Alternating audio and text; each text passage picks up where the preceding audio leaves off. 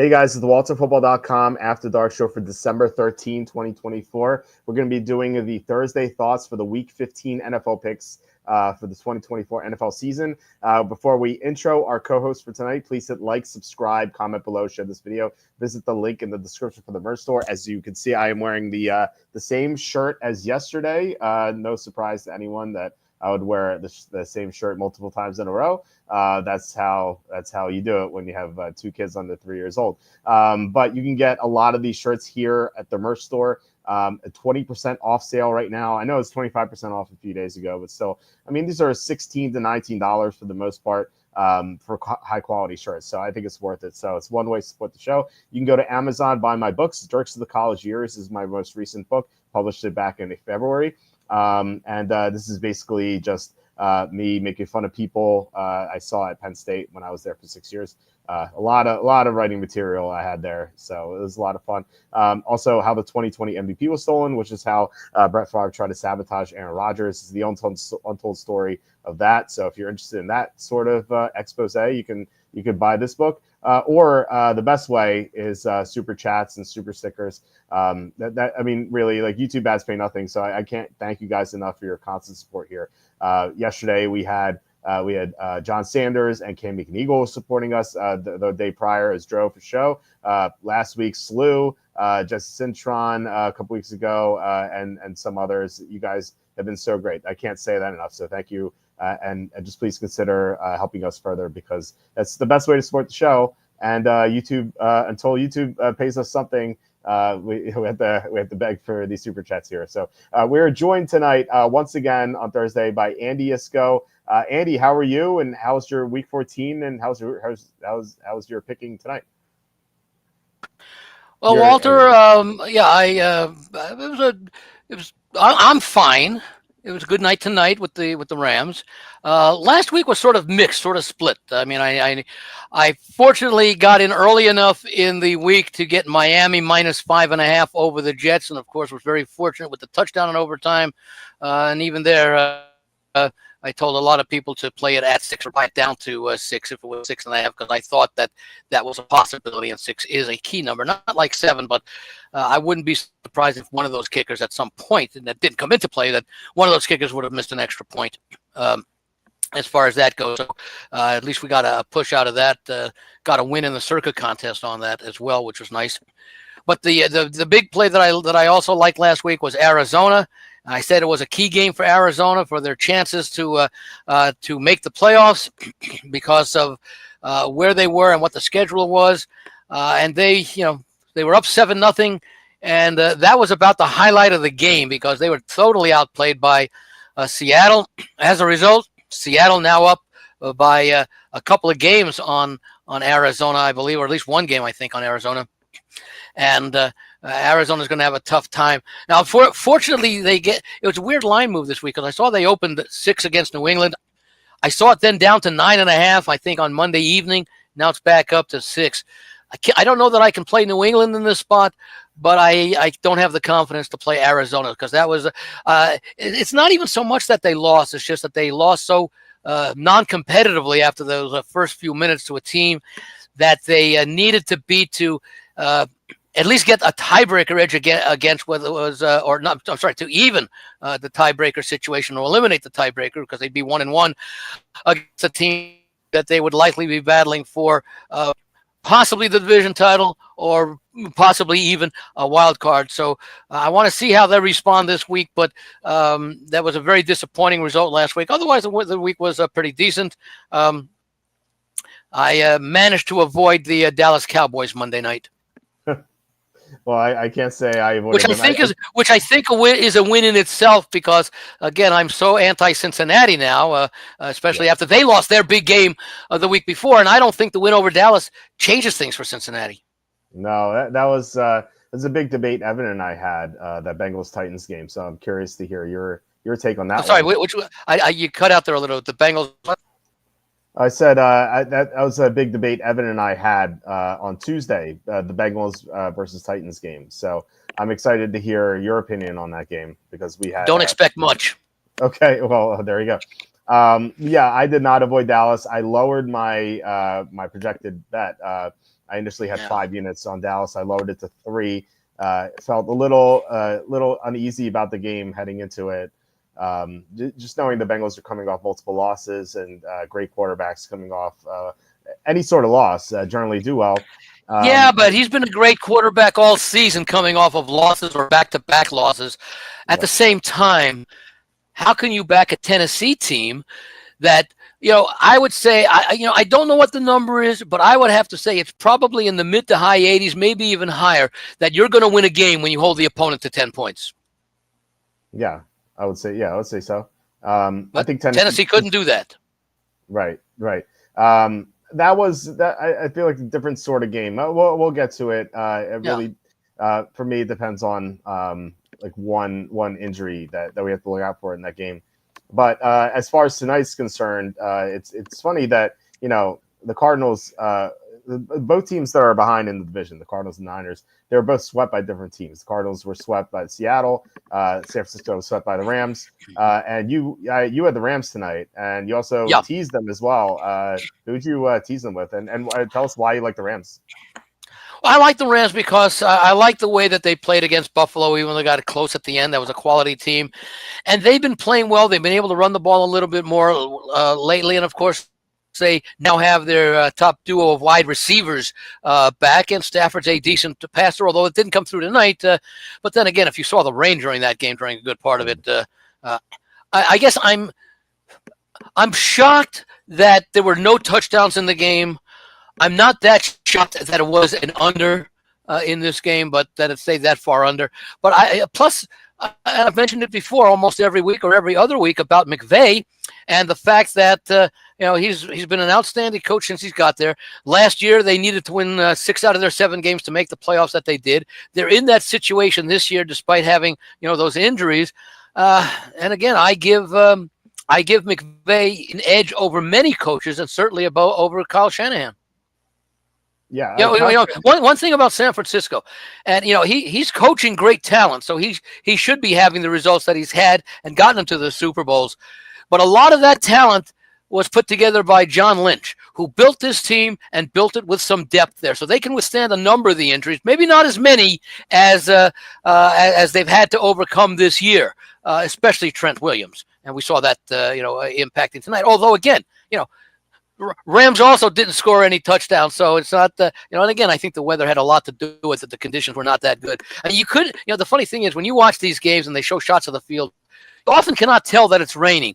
And when they show the shots of the crowd and the night sky, or more than the night sky than a daytime sky, and you see those pellets coming down, you can only imagine how tough it is on the field. So no, I've liked the Rams. I mentioned that it would take some time to rebuild that defensive line. I think they've started to do a pretty decent job of it. And as I say, the running game has improved. And when the running game improves, you've got a veteran in Stafford. Purdy had some mistakes, but then again, he also had some drop passes. I think that one by Samuel, which who knows what that would have led to. That might have led to the first touchdown of the game. But I think the 49ers just have too much to overcome tonight as far as that goes. I didn't take anything out of their 38-3. Well, 38-14. They were up, I think, 28-0 in that game. Win over Chicago. Although I did expect the Bears to play a lot better last week and at least show up for their interim head coach, who's very popular with the players. Maybe we'll see that Monday night against Minnesota on the road as a 7-point underdog. At the same time, I think the 49ers are also, sometimes it gets to you. We're tired of hearing all this garbage about we got all these injuries. That's not an excuse, and they found an opponent that they get out against. Now they were playing a division rival who beat them earlier in the year, so certainly the conditions were right. But I think this division rival has been a lot better than they were at the time that they played that first game. I thought the Niners had a good rest advantage because they rested their starters in the fourth quarter of last week's game, and the Rams, their starters, both offense and defense combined, played about 40 more snaps than the Niners did, which is about a half of action. And I thought that I thought that would really benefit the Niners. And I don't know, maybe it did in the opening half because they led 3-0 for a while. But Yeah, that was it turned out to be a nothing burger at all, and yeah, the Niners fooled everyone. It seems like with that win over the Bears, because they just went back to being just a bad team. Like they haven't played well at all this Bad year. team play. Well, a talented team trying to play through significant injuries on both sides of Yeah, the ball.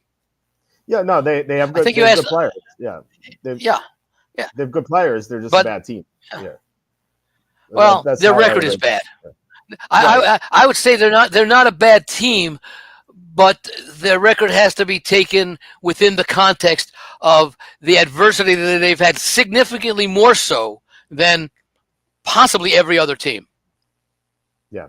Um, yeah, they did get some guys back today. They got Nick Bosa back, Yeah, Dre Greenlaw, Isaac Rendo played. He got injured in the fourth quarter of last week's game. Last week they got Talanoa Hufanga back. They got Diamador yeah. Lador back. 2 weeks ago they got Travarius Ward back. Like this was a team that Yeah, was getting right now they're without their two best running backs. They've got some banged up receivers, Trent Williams, of course. So yeah, they'll get players back and they'll lose players. Although I don't think they lost anybody from last week to this. But nonetheless, and each game takes a toll. Especially, a lot of these guys are talented, and they just don't have time to play together. And as they get to play together, that talent comes through. Well, now you're down your top two running backs, so you have very limited experience behind that. You've got some receivers, so Jennings starting to make a name for himself. But I don't like to make excuses, but rather offer explanations. And there's a difference between the two, because explanations generally are backed up by reasonable factors. Excuses are, this was by extraneous factors that don't really equate with the facts. Yeah, I mean So sometimes that's the difference between excuses and explanations. yeah, sometimes Just like Miami without Tua. Right. You could expect them not to perform well, and the numbers showed it. I mentioned it last week: 14 points per game less on offense, 80 total yards less per game on offense in the 4 games that he was out, compared to what are now the 9 that last week, the 8 games that he played in. So you have to expect that. Now, could they have 2 more wins? Yeah, they had that late lead against Arizona that they lost, and then they had that. They were never really ahead in Buffalo, but they did lose that late after they tied. So yeah, that was a game that Miami should have won, because they were with their starting quarterback. They had no excuses in that one. The explanation was that Arizona was a better team that day in the final minute of the game when it counted. Yeah, and when you're handicapping these teams, you have to kind of like rationalize why the team lost or covered or won. And yeah, you have to look at these injuries for sure, but you also have to be honest with yourself. Where you could always say, hey, this team didn't cover because they dropped 3 touchdowns. Well, maybe they dropped those 3 touchdowns when they're already down by 3 touchdowns themselves already. So maybe they deserve to lose because they were down big anyway. So like you have to. I say any time you are down by more than 2 touchdowns or more than 2 scores, which would be 16 points, so you need at least 2 touchdowns on a field goal to minimally get the lead again. Anytime, I won't say they're garbage yards, but if there's a lot of those yards that make up a significant percentage of the total yards that gained in a game, you sort of have to discount that not the overall performance, but the inflated statistics. Yeah, that's why I like that RBSDM site that I keep showing you. That sounds like a porn site where you can take off garbage time, which is like when a team is 10% or less to win. So yeah, that well, 17 plus. See, I tend to ask a lot of questions to get the context again. How do they define 10%? What variables, and are they backed up by looking at teams in similar situations with similar leads, with similar time to go in the game, to come up with that 10%? Well, you sometimes see that like flash on the screen where they'll be like, yeah, but how do they? ESPN does that all the time. Oh, this team has an 88.2% chance of winning. Well, you know what? They probably equate that with the money line of the point spread to say 88.2% for that. But I mean, when you say that a team has a 10% chance, a team has less than 10% the chance to win, are we talking? Well, first of all, what do you mean by 10%? How do you define how do you determine the variable that equals 10%? And then again, you have to include the time factor. A 10% chance to win at halftime, which is probably extremely rare, except if it's 45-0, is a lot different than a 10% chance for 2 minutes to go. Yeah, I mean, which would allow for less garbage time. Right. They look at this, not only the score, but the time remaining in the game. So if you're down 17 in the first quarter, you're not 10% to win. But if you're down 17 in the middle of the third quarter, you're probably veering toward that 10%. And then fourth quarter, that would make sense, especially when you're down. I think if you're down one score in a game, if there are more than 5 minutes to go and you have the football, there's more than a 10% chance that you can come back and win, even if you're a bad team. Maybe a good team would have an 18% chance, and a bad team would have a 15% chance. They probably have, if they're down by less than one full score and they're starting the ball on their own 3-yard line like the Panthers did last week against the Eagles. Yeah, you might say that they have less than a 10%, but they're still out there trying. And I would almost not consider any time, unless it's like in the final 30 seconds and you have no timeouts, that if you're down by by one score or less, less than one score, 8 points or less, that any yards gained are garbage time yards in that situation. You may have less than 10%, but you still have an opportunity to get a big playoff. So I think that in itself might not raise it above 15 or 20%, and regardless, I still would say they're not garbage time because they still have a chance to win. And if they happen to drive down the field and score, that chance is realized. Yeah, I think if you have the ball at any point with more than a half a minute remaining, you're going to be more than 10% to win. Now, if you're on 10 with 5 seconds left, then obviously right. But then again, how many garbage yards are you going to get in 5 seconds? Not many. I suppose. I suppose that Hail Mary by even that Hail Mary by Washington. I don't. It's questionable if you can compute that garbage yard only because the chances of completing such a pass in that situation and that you would get a win would still be considered extremely unlikely. But are those considered garbage yards according to that formula? That's it's something that I think have to be taken into consideration. I get the point, of course, but the point is that you do have to sometimes. And I don't know how you make the adjustment, but you have to sometimes consider when you are reevaluating a game that was played earlier in the season, you sometimes have to say that's somewhat of an outlier and you really shouldn't consider it as being significant. One thing I like to try and do is see, okay, we've got a small road favorite, let's say this week in the Jets. How many times have the Jets covered the spread? And it doesn't really matter necessarily what the line was, but how many times have they covered as a road favorite? In other words, how many times have they exceeded the expectations as a favorite, for example, okay? Whether they were favored by 1, by 2, by 5, or by 15, especially when you're laying 3.5 points on the road. So I would normally say anytime that they were favored by 3.5 or 3 points or more, how many times? I at this point in the season, I find it very difficult to ask teams to do something that they have not been asked to do before, or that they've been asked to do before. Well, I would not want to back a team that's being asked to do something that it hasn't done before, despite having opportunities to do it, or teams that have failed in every situation, even though it might be only 2 or 3 times over the season. Have they covered on the road? Have they covered as a favorite? Have they covered as a road favorite in the case of the Jets? You can say the same this week about Baltimore, laying 16.5. Yeah, well, with the Jets, have they even covered at all? They've covered the spread once since week 3. I think the only time they covered as a road favorite was that Thursday night game against Houston. That was at home. I know they failed as a 7-point road favorite at New England, losing that game outright, and they failed as a road favorite at Pittsburgh, losing that game. That was all. I think they were only favored by 1.5 or 2 in that game, but they lost that game outright. So, asking the Jets to cover this week against Jacksonville, we know Jacksonville's a bad team. We know the Jets are a bad team. We know the Jets are probably the better team, which is why they're favored on the road, and yet you're asking them to do something. At the same time, Jacksonville at least has been able to cover games at home this year and cover as underdogs. Well, the Jets covered at Tennessee as -3.5 in week 2. I remember that's right. They came back in that one. They came back in that one, as I recall. Yeah, I remember that game very well because I had Tennessee. This is back when Tennessee had their entire defense. And it was Will Levis throwing the game away. I remember he threw this backward pitch. Was that the game where the Jets were leading and Tennessee caught them, and then the Jets got the win and cover again? Yeah. I seem to think there was a change of leads, and the Jets scored last. Yeah, Jets scored last, and Tennessee had a chance at the end. They drove the ball inside the 10, but they screwed up in the red zone as you would expect with Will Levis, I guess. Yeah. Tennessee. By the way, when you say that when you say they screw up in the red zone, you could be talking about the Jets, you could be talking about the Titans, you could be talking about a number of teams. Yeah, that's absolutely We've true. seen that a lot this year. Yeah, the Titans had two real heartbreakers for their betters to start the year with that first Chicago the was it a game against Chicago or something? Chicago, yeah, they were up 17-0.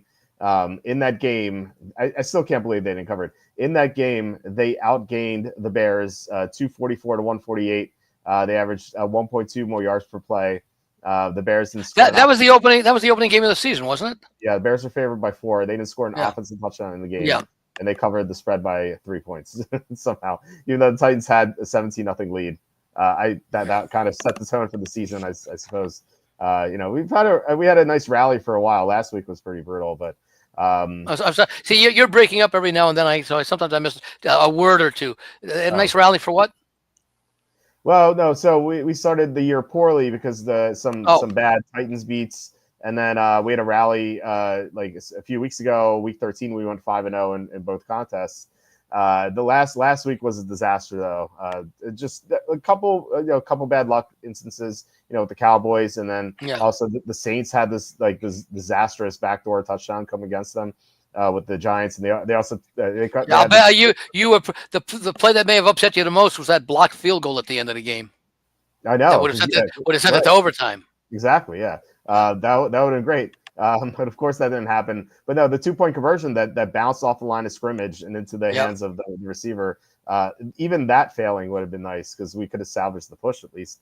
But that was pretty brutal. But hopefully we rebound this week. It'll be nice to do that. I've always said, and I think it's proven, that the good handicapping will usually result in losing more games that you should have won, i.e. bad beats, than resulting in wins in games that you should have lost, which I would say would be fortunate wins.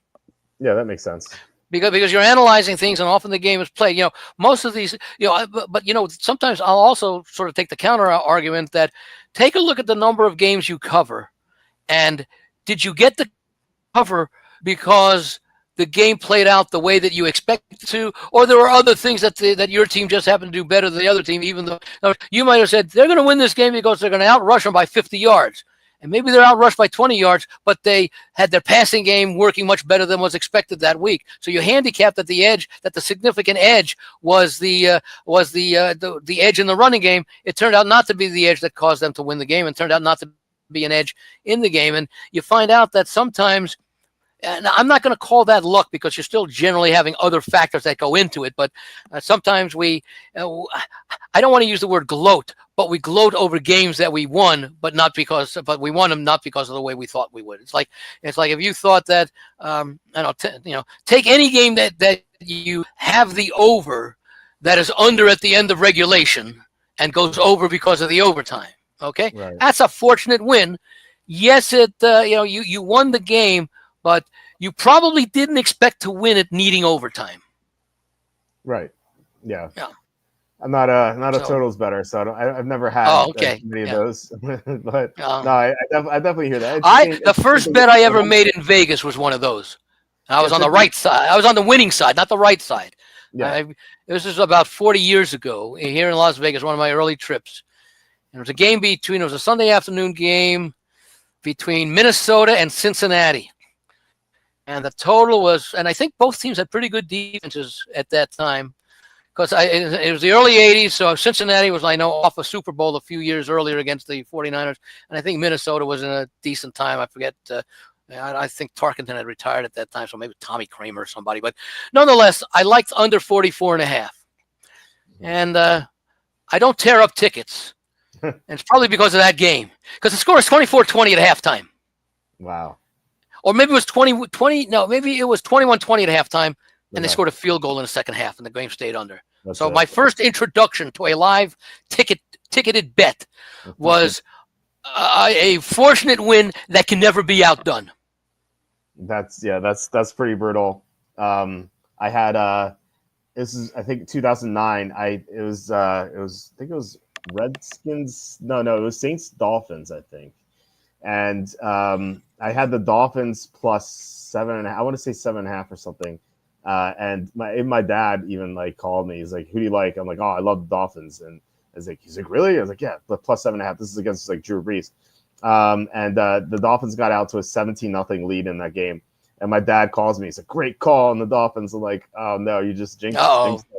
And they ended up losing by like 11 points. So that was a pretty brutal beat. But I have plenty of those. I feel like I could write a whole book about like the worst beats we've had. There are a lot of people who have said that they could. We talk every so often. I mentioned Scott Van Pelt and his bad beats, which some of them are bad. Some of them are just tough beats. Like if a team's covering, but they're not covering by a lot, and the other team comes back and gets the cover, that's not a bad beat. Teams are supposed to score. Now, if they ended up getting the cover because they returned an interception 100 yards, with 30 seconds to go in the game, that's a bad beat.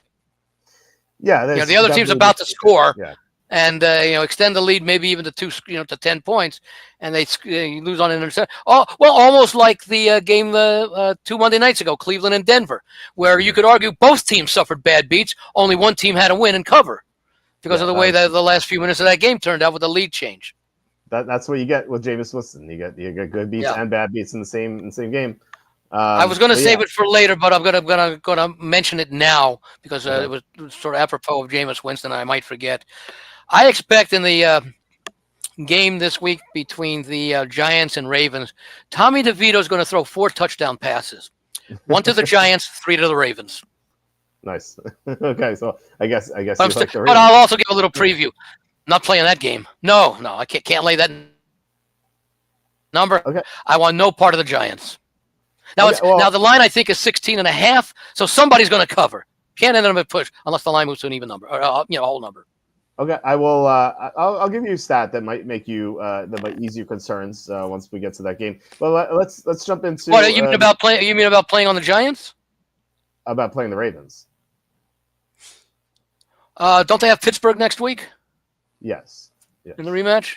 That's another thing. That's another reason because they could be up, 34-10, and just throw everybody out to avoid injuries over the left. 34-10 be the halftime score. They might play all reserves in the second half. That could certainly happen. But that's just not that's not the reason that I wouldn't play the Ravens. I just can't lay that kind of number.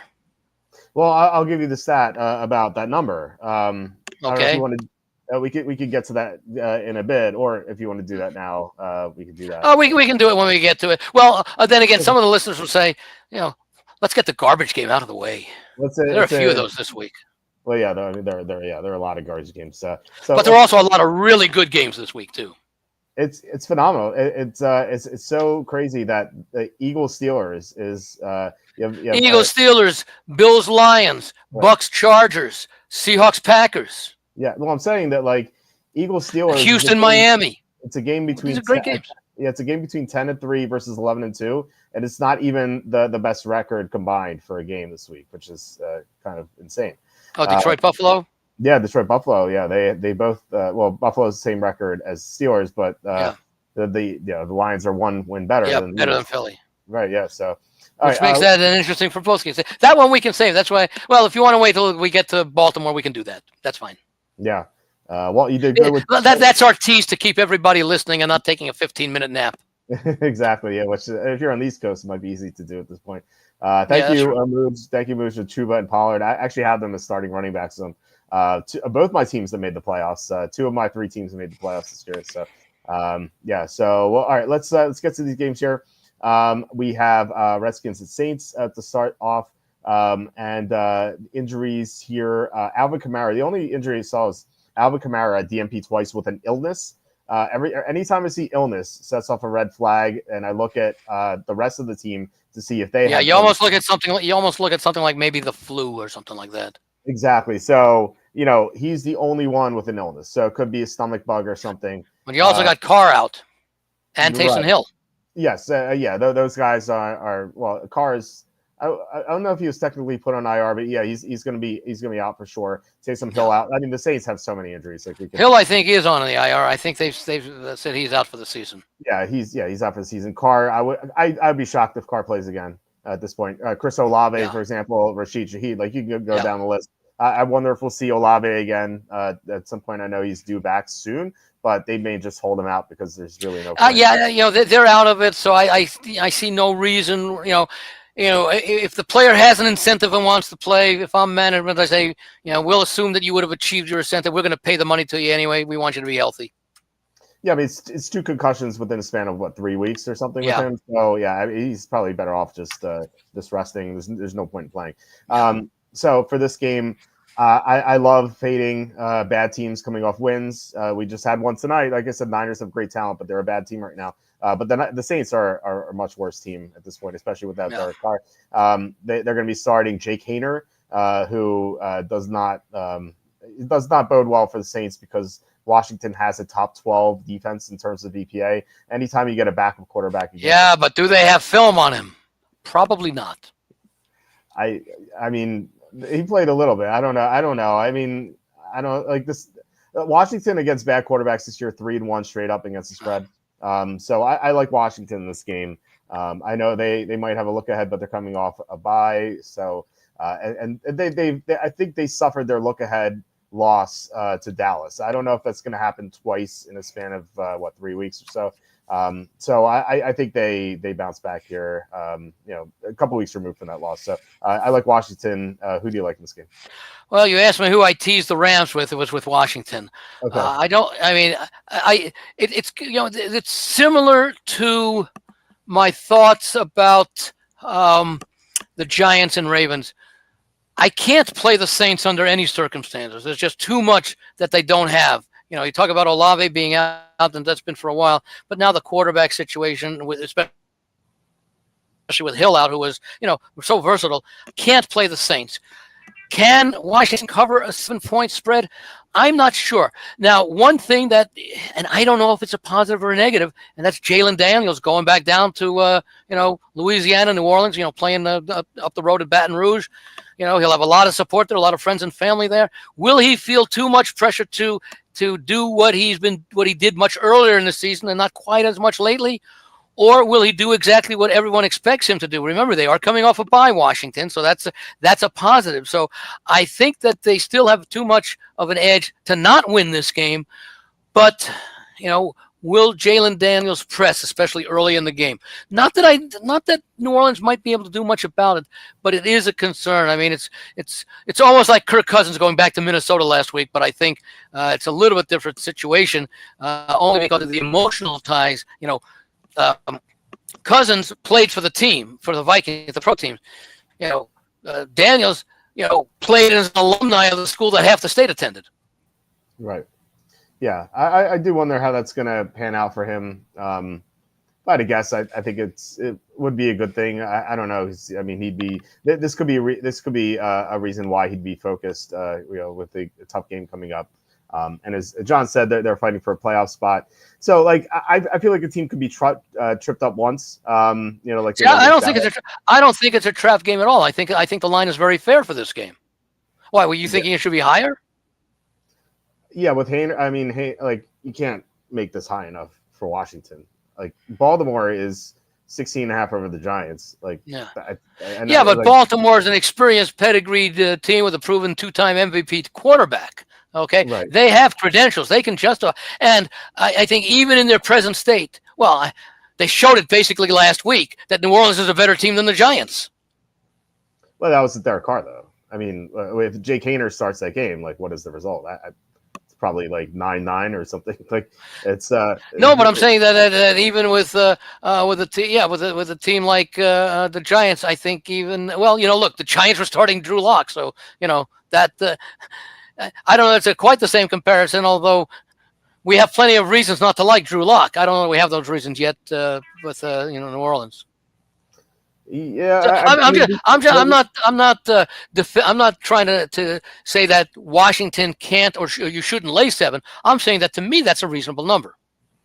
Well, the Giants they played Washington somewhat recently, week 9. They lost by 5 at home, and that was with Daniel Jones.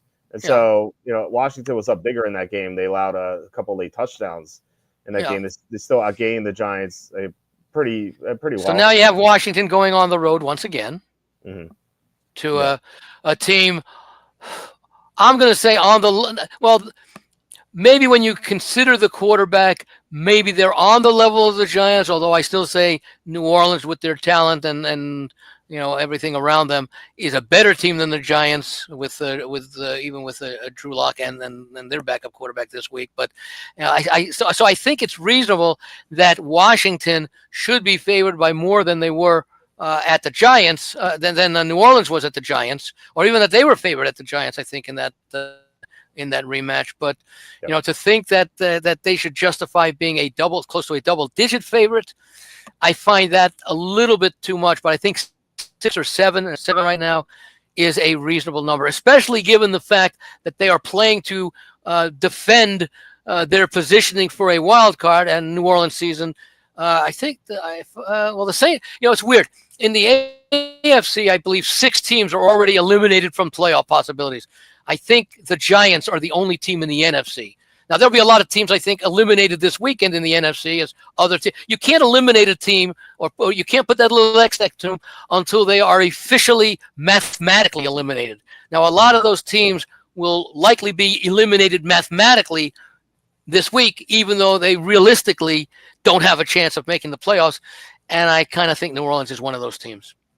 Yeah, the Saints with their backup quarterbacks this year, they lost 51-27 at home to the Buccaneers, some garbage time in that game. They lost 33-10 to the Broncos at home, and then they lost. And that, by the way, that's a loss that doesn't look. It looks bad. It's not as bad as it looked at the time because Denver's turned out to be a pretty decent team and capable of putting points up this year, as Bo Nix has gained experience. Yeah, Still a bad loss. Right. But it's not the pathetic loss that we claimed at the time, especially because the Saints were coming off of a couple of blowout wins, or that blowout win, I think, against Dallas, if I remember. I think that was the week before. Because Denver, I think Denver won in week 3, if I remember down there. I'm not, because I think Denver started 0-2. Yeah, Denver lost to Seattle. Or maybe that was at Tampa Bay. I think they won their first game. The Saints. The New Orleans game was later. Yeah, the Saints lost to Denver lost to Denver, Seattle, and Pittsburgh to start the year. But no, and then the Saints lost 26-8 to the Chargers. But yeah, that 33-10 game, you're right. I mean, you're right. Like the Denver is more impressive than we thought.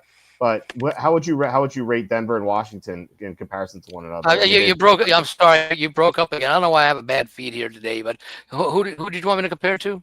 I said Denver. Like, how would you compare Denver and Washington because they have the same record? Like, are they equal or? I would say I'll answer the question this way. Washington, I think, is the better offensive team overall, but Denver is catching up. Mm-hmm. Denver is the better defensive team overall, but Washington is catching up. Okay, so you would. I think Washington. Denver's had a good defense all year. Washington's defense has gotten better. Washington's had the better offense all year. Denver's offense is getting better. Yes, would you rate them like close to even at that point? Because it sounds like you're pretty even on them. Like I'd have to check out the schedule because Denver has that one game against Kansas City. They've only played Kansas City once and the Chargers once, I think, and they played Pittsburgh. I'd have to take a look at the quality of teams. I mean. Yeah, I guess Denver played the equivalent of the New York Giants in playing the Raiders twice, as Washington played the Giants twice. So I'd have to take a look at the overall schedule because I don't remember how many teams. I know that Denver played Pittsburgh.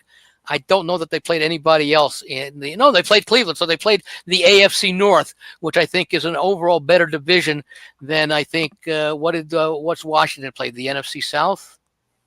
Let me see. So the Redskins have played. So they played the Buccaneers. Yeah, they played the Buccaneers in non-division. Cardinals. Let's see, Panthers. Yeah, it was NFC South. Okay, yes, NFC South. So I think that Denver has faced the better competition I'm going to say in their non-division games because I think facing Kansas City and the Chargers is similar to facing. No, I guess it wouldn't be because who else besides Dallas have they faced? I mean, who else besides Philadelphia have they faced? They're the second best team in that division, Washington. Yeah. Denver is like second. They're like tied with the Chargers right now. Well, yeah, I think they're both 8-5. If you look The at a Chargers similar and the Broncos. look at a similar opponent. Washington was at Baltimore. They lost 30-23, and then Baltimore hosted Denver, and Denver got blown out. 41-10. Yeah.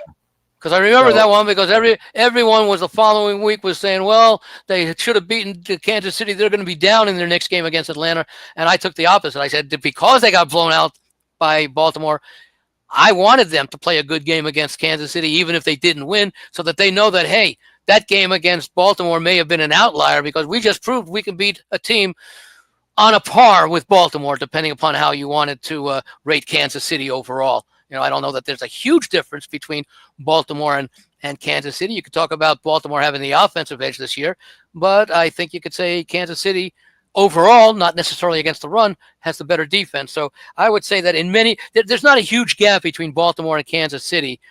So I sort of say that that told us a lot about Denver's fortitude or whatever, as far as being able to rebound off a spot where a lot of people, and I also ordinarily would have thought that they might have a letdown off a tough loss, but we'd seen something for the previous few weeks in Denver that suggested that maybe that Baltimore game was the aberration.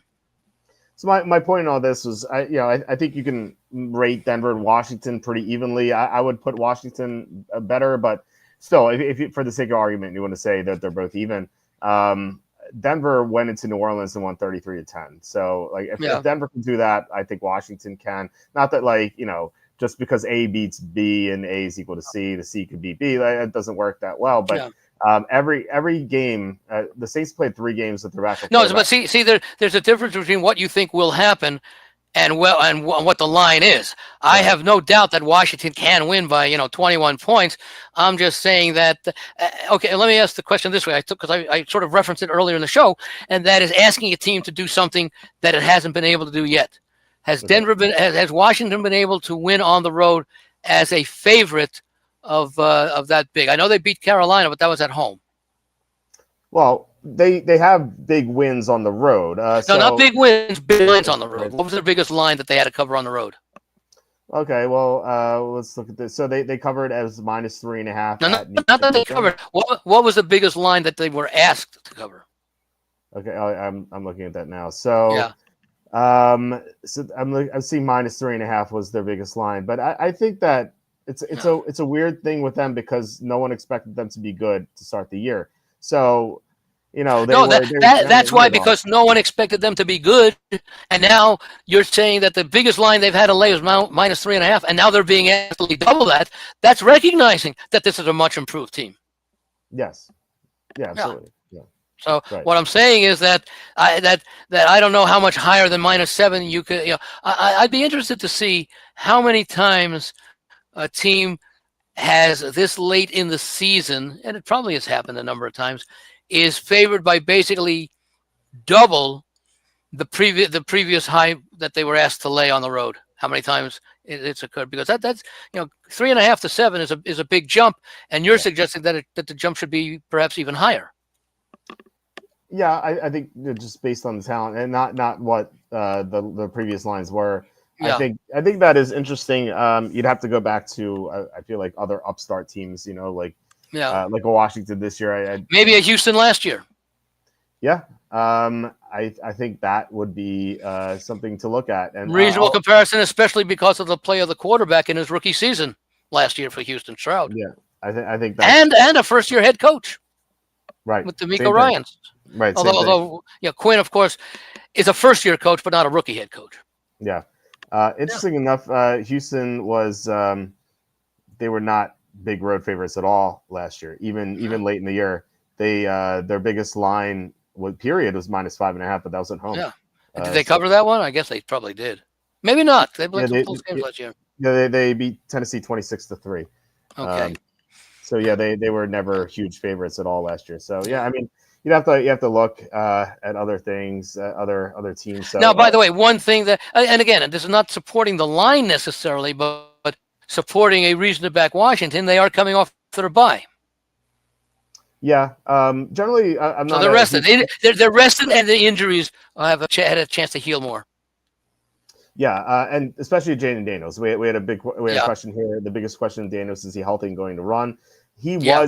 looked healthy against Tennessee right before the bye. So the week off should help. I don't think that's going to affect them at all. So we can move on to the next game. Let me end this one saying about that. If I had to play the Saints or the Commanders, I'd play the Commanders. Okay. And like I said, I have them in a teaser. I'm comfortable enough with that part of it. Will I hedge by making a play on the? Let me answer that. Would I hedge by making a play on the Saints if the line rose to +10? No. Yeah. I mean, it's a middling opportunity, but I think that speaks volumes that you wouldn't do that. I think it's a good teaser leg. I think with Washington. So you have to find another one, which the Rams would have been a good one. Anyway, we have Dolphins at the Texans. The Texans are favored by 3. The only injuries I've seen is Juice Scruggs and Jalen Petrie for Houston were DNP twice. I mean, they're good players. So I don't, like, if they're both out, it's not a deal breaker or anything. It's not going to change my mind in this game. I'm on Miami here. I think that we know what Miami is. They beat the bad teams. They lose to the good teams. I think the Texans have the potential to be a good team, but they have not shown that this year, especially lately. They've just kind of been like floundering around. They lose to Tennessee. They beat Jacksonville by 3. Like, they've given me no confidence that they can cover the spread right now, especially given that this game doesn't really mean that much to them because, I mean, they're obviously not going to get the bye. So they're going to win the division. They're going to be the 4 seed no matter what. And so I'm going to be in Miami here. I'm not like greatly confident in this pick. I don't plan on betting this game. Do you like either side here? I like Miami a lot this week. Okay. I think maybe the line tells you a little something with Houston 2.5. I think it ultimately went up to 3, but maybe they were begging you to bet Houston only laying 2.5, and right now the people who bet the game bit and they raised it to 3, so I like that. Miami is of the 3 games that I've already decided to play in the. I think I have 4 games that I've decided to play this week in the contest, as well as having bet. Miami is one of them. I look at Miami's schedule. They're at Houston. It's a winnable game. And again, and I think you sort of touched about it, Miami's path to the playoffs is only through a wild card. Houston, I think they have a 2-game lead over Indianapolis, and they hold a tiebreaker because they beat them. So that's basically a 3-game lead with both teams having 4 to play. And, we'll talk about Indianapolis and their situation when they play Denver when we get to that game. But, especially with San Francisco losing tonight, the next week's game at Miami becomes a lot easier, let's say, theoretically, for Miami to win than if all of a sudden San Francisco had some life at they would be 7-7 instead of 6-8 right now. And then that division 7-7 would have them probably, well, they could still be 2 games behind Seattle with 3 to play. If Seattle wins this week and if the 49ers had won because they were down by 2 games now. But now that now they could be 3 games back, or still at least 2 games back with 3 games to play. So I don't know that a team like San Francisco will quit, but I think we saw tonight their lack of ability going up against a team that was playing with just as much on the line, maybe a little bit less, because they weren't tied for first, the Rams, and they were ahead, but they still had a lot. Neither team could really afford to lose this game. The Rams maybe have a little more leeway because they had a game ahead. So I think we saw that. But again, we talk about the Rams. There's another situation where I had the Rams tonight, and covering when you score only 12 points, winning the game outright when you only score 12 points is somewhat fortunate. But I still think San Francisco is a very winnable game for Miami. It becomes important because they do have very winnable games at the end of the year at Cleveland and at the Jets. So, if Miami wins out, they would be, what are they, 6-7 now? Yeah. So they would be 10-7. Mm-hmm. That's enough to get them a wild card. Because because I think, what is it? Is it all 3 wild card teams in the AFC are 8-5? And I know a couple of them, I think, still have to play each other. I think Denver and the Chargers play next next Thursday night, I think. Yeah, they flexed So it to Thursday night. Yeah, what's that? they flexed it to Yeah. Thursday night. Okay. And as a result, Miami can pick up a game on at least one of those teams. Miami can certainly win out. In fact, I think when I was doing some others, I said Miami's toughest game of the 4 that they have to play is this week at Houston. Okay, but you like them because they have the added motivations. That's why. No, I think they have the better quarterback. Certainly, the way that they're both playing right now. Now, Houston is coming off a bye. Whether that straightens anything out with Stroud and the rest of the team, I'm not sure. Miami's defensive numbers are comparable to Houston's, as I recall when I did the work the other night. So I don't think that's an advantage. I think that the overall quality of the receivers for Miami are better than those on Houston, and maybe can they catch Tua and put him on his back a few times? Maybe they can, but. Again, I go back to the fact that I would think a lot of handicappers who are, not professionals or professional bettors look more at the season to date stats than they do look at different types of breakdowns. And by that, I mean, I touched upon it earlier, the difference between Tua and not being within Tua, the 14 points per game difference in offense, that's factored into the 13 games that they played. It's a little bit less than 1/3 of the 13 games. And so I think what I'm basically saying is if you're just looking at the overall stats, Miami's stats are deflated, and it's significant because they were without arguably the most important player, if not the best player, certainly the most important player, the quarterback. You can't say that about Houston.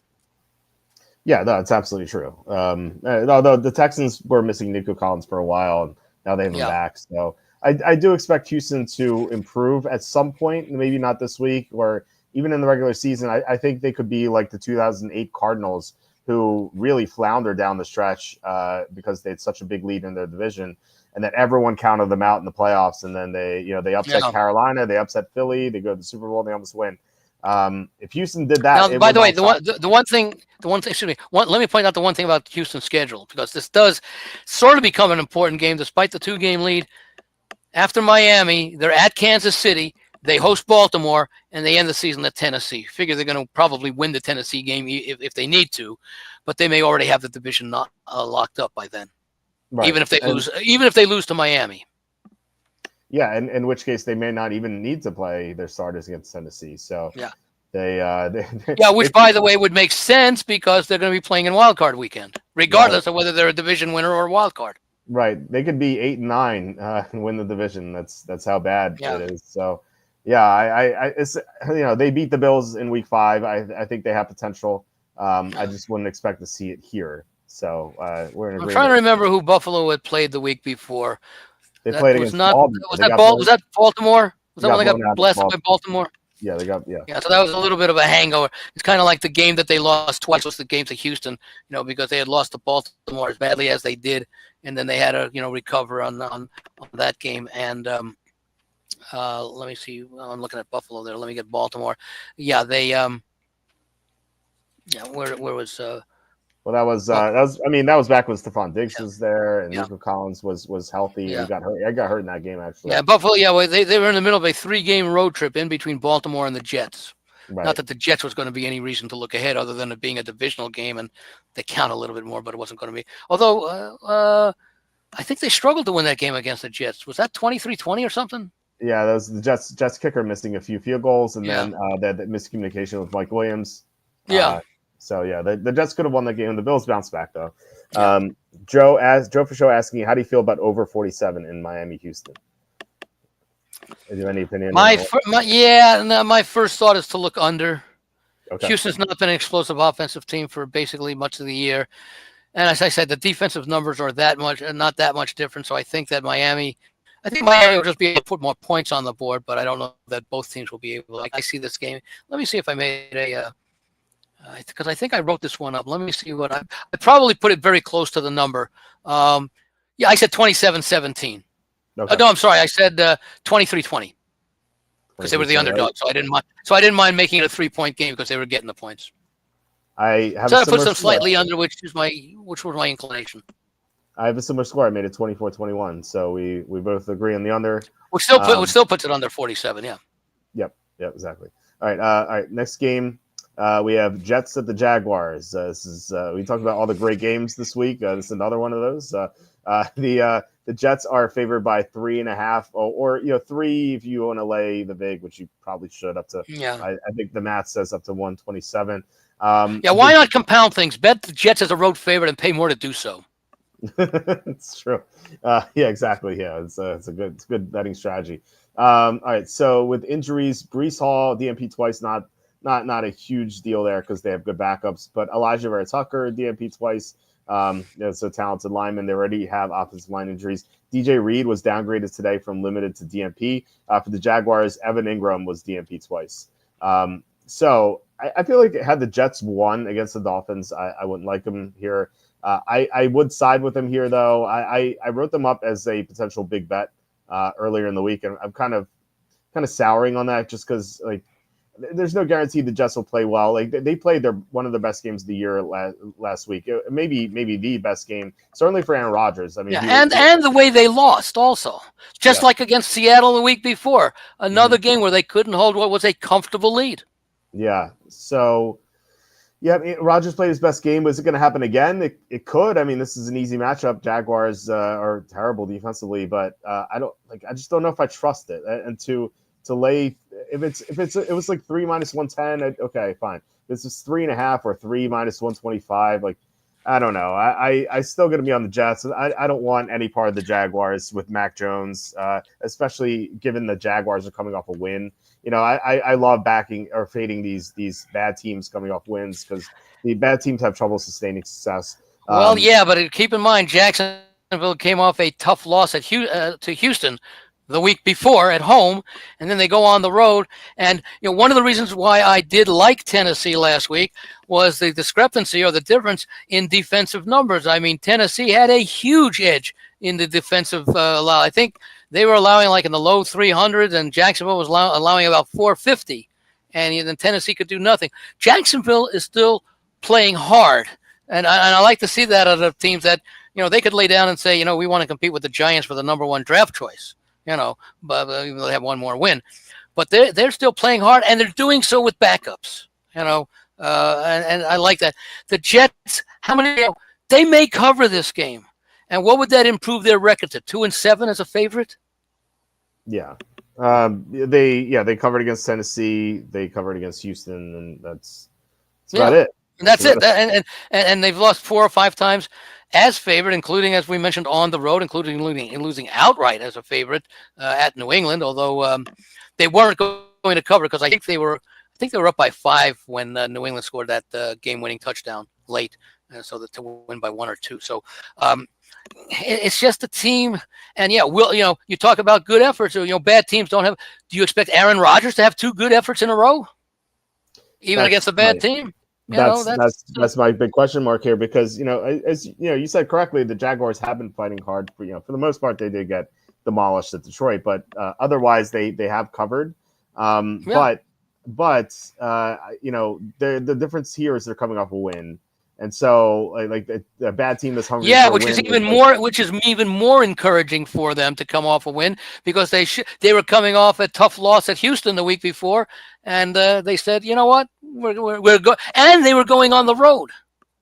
So I mean, I think they gained confidence from that close loss at Houston, and it translated into a win at Jacksonville, much like I mentioned, sort of like with Denver, earlier in the season when they came off that close loss at Kansas City, they gained confidence in that one, and after being the week before being blown out, and that's carried them very far in this in the season as we've seen. So I can't lay points with the Jets.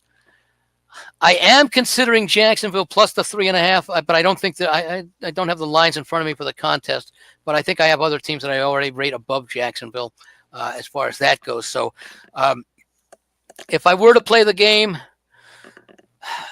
it's a question. Do I want to play Jacksonville money line? Do I want to play them plus the points? Do I want to put them in a teaser? I probably won't put them in a teaser because that could ruin the other side of a good side in a teaser because you're still asking a bad team. But I certainly would consider playing Jacksonville plus points and on the on the money line, and you have to wonder if the Jets. Yeah, I can't really say they're tanking because they're playing well early in these games. We saw it against Seattle, we saw it against Miami, but then again in the second half they didn't play well, especially against Seattle.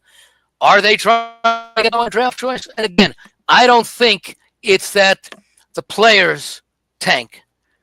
I think that the coaching staff and ownership puts the players in positions where maybe they're calling plays that they don't think will succeed, etc. Remember, a lot of these players are playing with individual incentives in their contracts in addition to team incentives. And they want to achieve those individual incentives because they know they're not going to achieve the team incentives. And so why would they, and if by losing the team gets a better draft choice, one of those players could be out of a job because they're going to get a good first-round draft choice to possibly replace him, whatever the position might be. So I don't know that the players are going to play, are going to not play their best, but I think the coaching staff might put them in a bad position to do so. But the bottom line is, with all this verbiage, I can't back the Jets as a favorite, especially on the road. Yeah, the Jets are -3 in the Super Contest. I would consider them there. Yeah. But yeah, I don't want any part of the Jaguars off a win. If they lost, I would look at it this way. Okay, yeah. I'm going to look at it. If I played at Jacksonville and they lost, I'd be disappointed.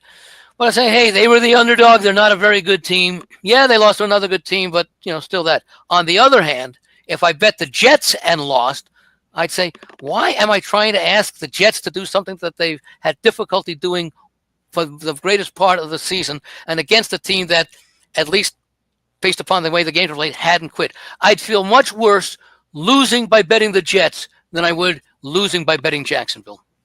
See, I look at it differently. For me, if I picked the Jaguars, I would, and they ended up losing and not covering. I would be like, wait, why did I just pick the 31st team in my power rankings? Just fade the bad teams. Remember, the power ratings. The power ratings are static to the extent that they reflect things right now, and partly they're number 31 because they started down very low all season. And remember, a lot of these teams may have more talent, but the question is, these ratings say, will a team play according to its established form? Will Jacksonville play as if they are the 31st team in the NFL? These teams rarely play to their power ratings, as far as they generally, power ratings or stats. There's probably a better example, because they show their average performance. Let's say teams rarely play to their average performance. They usually play above or below, and that's where the intangible analysis comes in. Are they in a situation where they're likely to play better than their numbers or less than their numbers?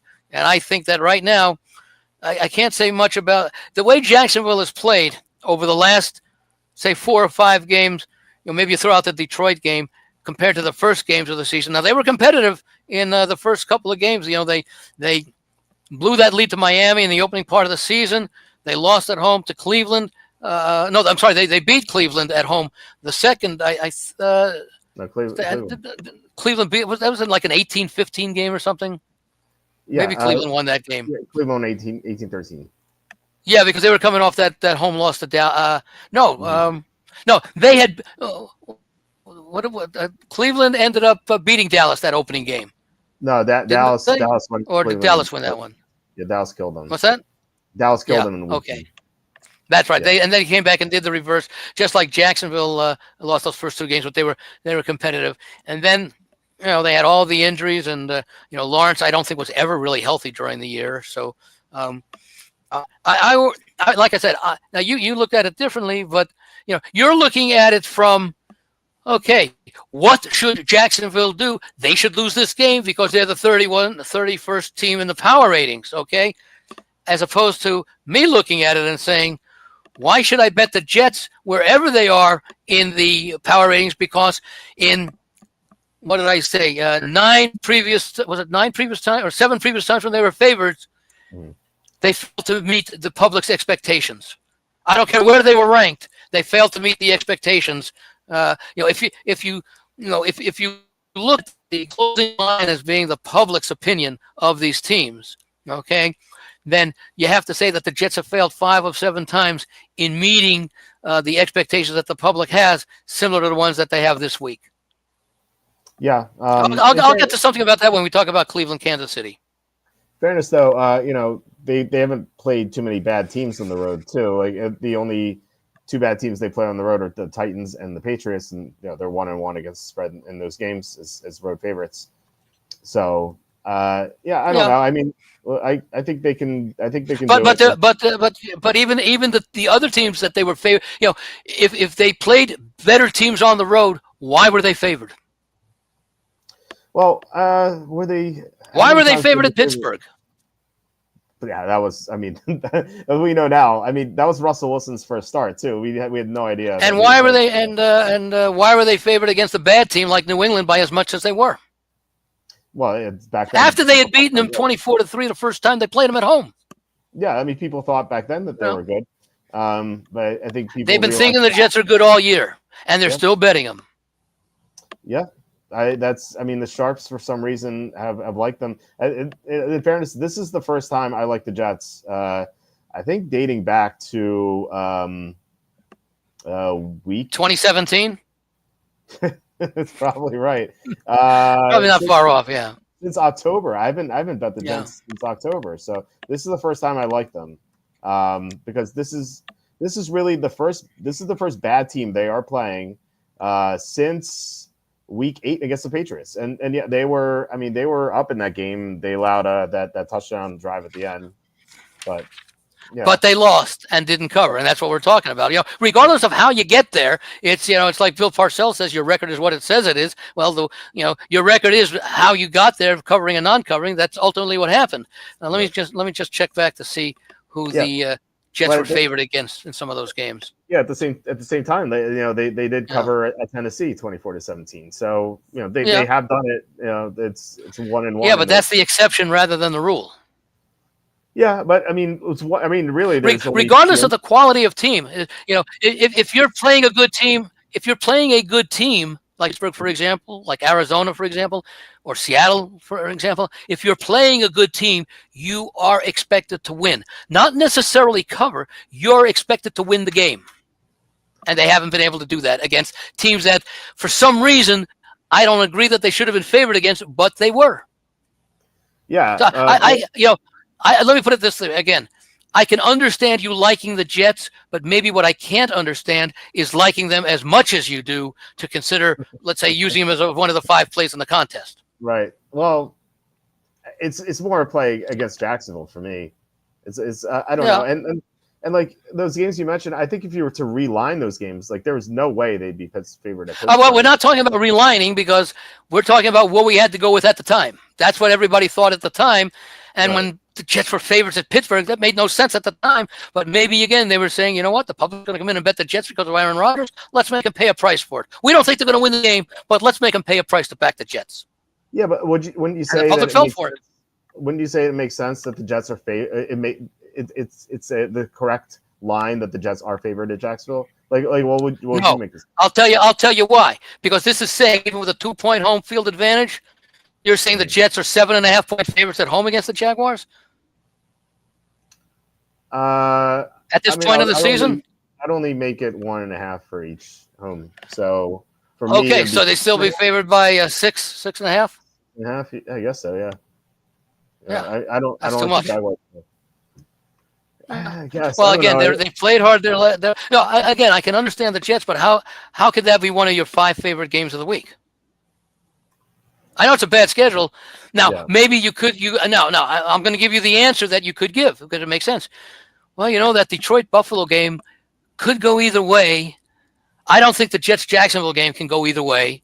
I think the Miami-Houston game could go either way. I think the Chargers-Tampa game could go either. So maybe there are a lot of games that, understandably and perhaps even rightfully so, you may have a hard time finding to feel as confident about when 2 good teams play each other and the spread is so low that the likelihood of one team being much better on the scoreboard than the other is less than maybe when 2 bad teams play each other. I've always looked at, and I've said it before, when 2 bad teams play each other, usually it's a little bit more vulgar than that. When 2 crap teams play each other, take crap as the points. Both of these teams are looking at this game as games that they can win in an otherwise lost season. I believe the verbiage you used a couple weeks ago when garbage plays garbage, take garbage plus the points.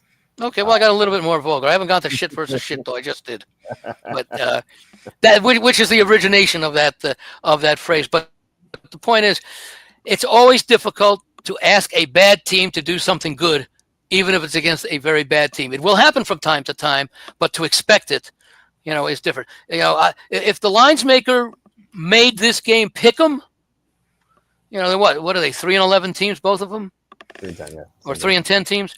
If the lines maker made this game pick 'em, I'd have a very difficult time picking either side, because if they make this game pick 'em, they are saying the Jets are slightly better and would be favored on a neutral field by maybe 1.5 points. Okay, but now to ask them to win, and by win by a field goal, that seems again they could win this game 23-7. But to ask them to do that, you're asking a bad team to do something that have repeatedly failed to do in the past when they were even if they were playing better teams. Would you have expected them to lose the way they did against Arizona, for example? Well, I didn't like them in Arizona. I thought Arizona was the better team. Right. Arizona's a better team than Jacksonville. Yeah, exactly. That's why I didn't expect the Jets to win in Arizona, because they were playing a superior team, and I didn't understand why they were road favorites. Although what Arizona has done since playing the Jets, maybe the Jets took it out of them to lose 3 straight. I don't know. Yeah, they used all their energy. No, I think this is the first time that Jets are playing a team worse than them. Since week 8, and worse or same record. I mean, just worse. Well, you have Jacksonville 31, so, and I know you don't have the Jets 32. What do you have them, like 27, 28, or maybe 27. even a little? Okay. 27. Yeah. So let me see. I was going to say something here as far as, because one of the things I like to keep track of, and it doesn't really necessarily mean all that much, other than it's nice to know, because sometimes there is some validity to it. I mean, the years ago when the big thing was that teams were like 20% covering after they played the Pittsburgh Steelers, and you can understand why, because the thing that was very physical. This year, I'll just say teams after playing the Jets are 6-6 straight up. So that would apply to, I guess, who the Jets played last week. Okay. Which means nothing. 6-6. In fact, this year there really are no strong tendencies, other than for some reason in totals. There's one team after playing Jacksonville, teams are 1-10 in the over/under, and after playing Las Vegas, they're 10-2 to the over, for whatever that means. And the 2 used to be 1 until they played a low-scoring game last week against Kansas City. So, that's part of the regression.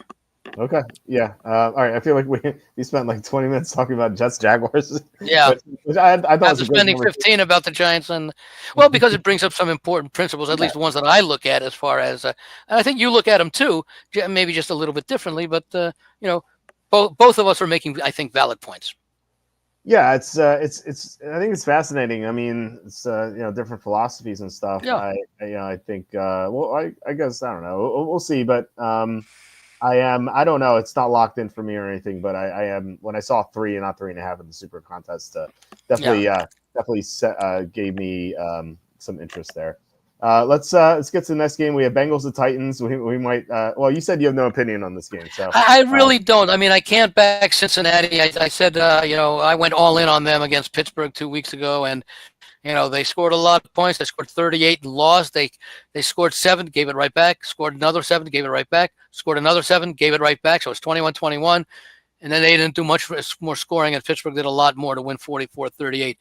They were fortunate last week to win on one of the flukiest plays that you've ever seen, which, by the way, I would like to see a rule change, because what was 4th and 27 when the punt was blocked?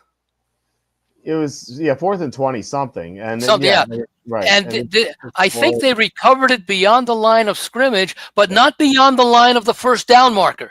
That's what I think they should have needed to gain. Okay. Because it was not a change of possession. It's like a muff. Dallas just the Dallas player just touched the ball. It was like a muff, as opposed to picked it up, ran 2 steps, and fumbled, and then it's a change of possession, and it's the kicking team, in this case, Cincinnati's ball, wherever they recover it. Okay, but in a situation like with a muff, that If it, like on a muff punt, obviously the punt is going to go beyond the first down marker where the team had to get to had they elected to go for it on fourth down. Mm-hmm. So it's a bad rule, but it is the rule. But I would like to think it's something that should be changing because you shouldn't penalize a team for failing to do what it needed to do, even if there was some crazy play involved that allowed them to keep possession. It's almost as dumb as fumbling the ball through the end zone on offense. You shouldn't lose the ball. Maybe you want to penalize them back to the 10-yard line, back to the 5-yard line, but don't take the ball away. It's a stupid rule. I totally agree with that. The players didn't know it. From apparently the Cowboys players didn't know that they were going to lose possession. So that was pretty rough. It's a bad way to lose that. Because I guess maybe that's one thing that the Cowboys, you can say, have mentally logic. That's true. Don't know that it wins. McCarthy team didn't know the rules. Yeah. As far as this game's concerned, this line is Bengals -5. Orlando Brown DMP twice, so something to watch out for Cincinnati. Tony Pollard DMP twice, so fantasy wise, it's more prevalent because they have Tajay Spears as backup.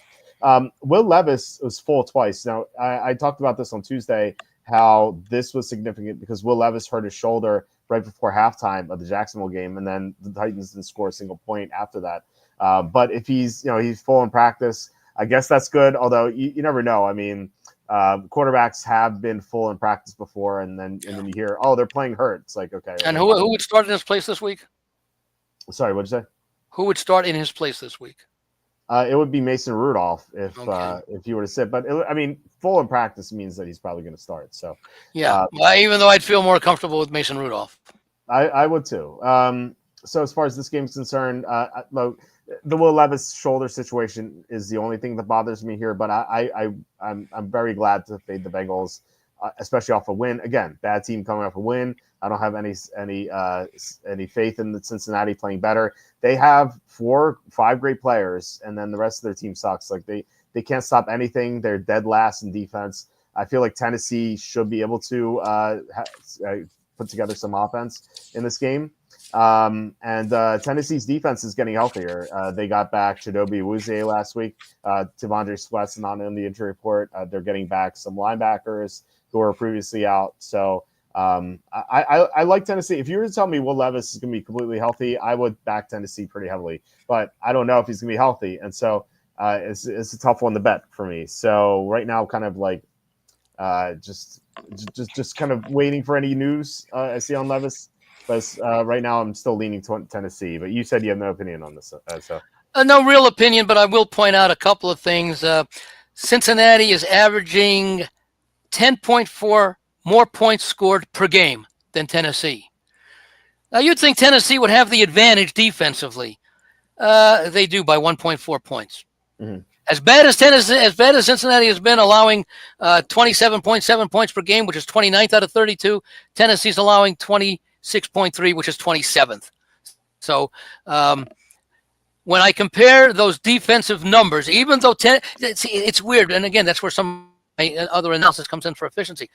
Tennessee ranks second in yards allowed, 27th in points allowed. So they're losing. Their points are going up because of Levis mistakes, turning the ball over and allowing the other team to have short field position by not creating many turnovers themselves and taking advantage of wasting other teams' marches down the field. Maybe this is somewhat of a game like, and of course they did cover late.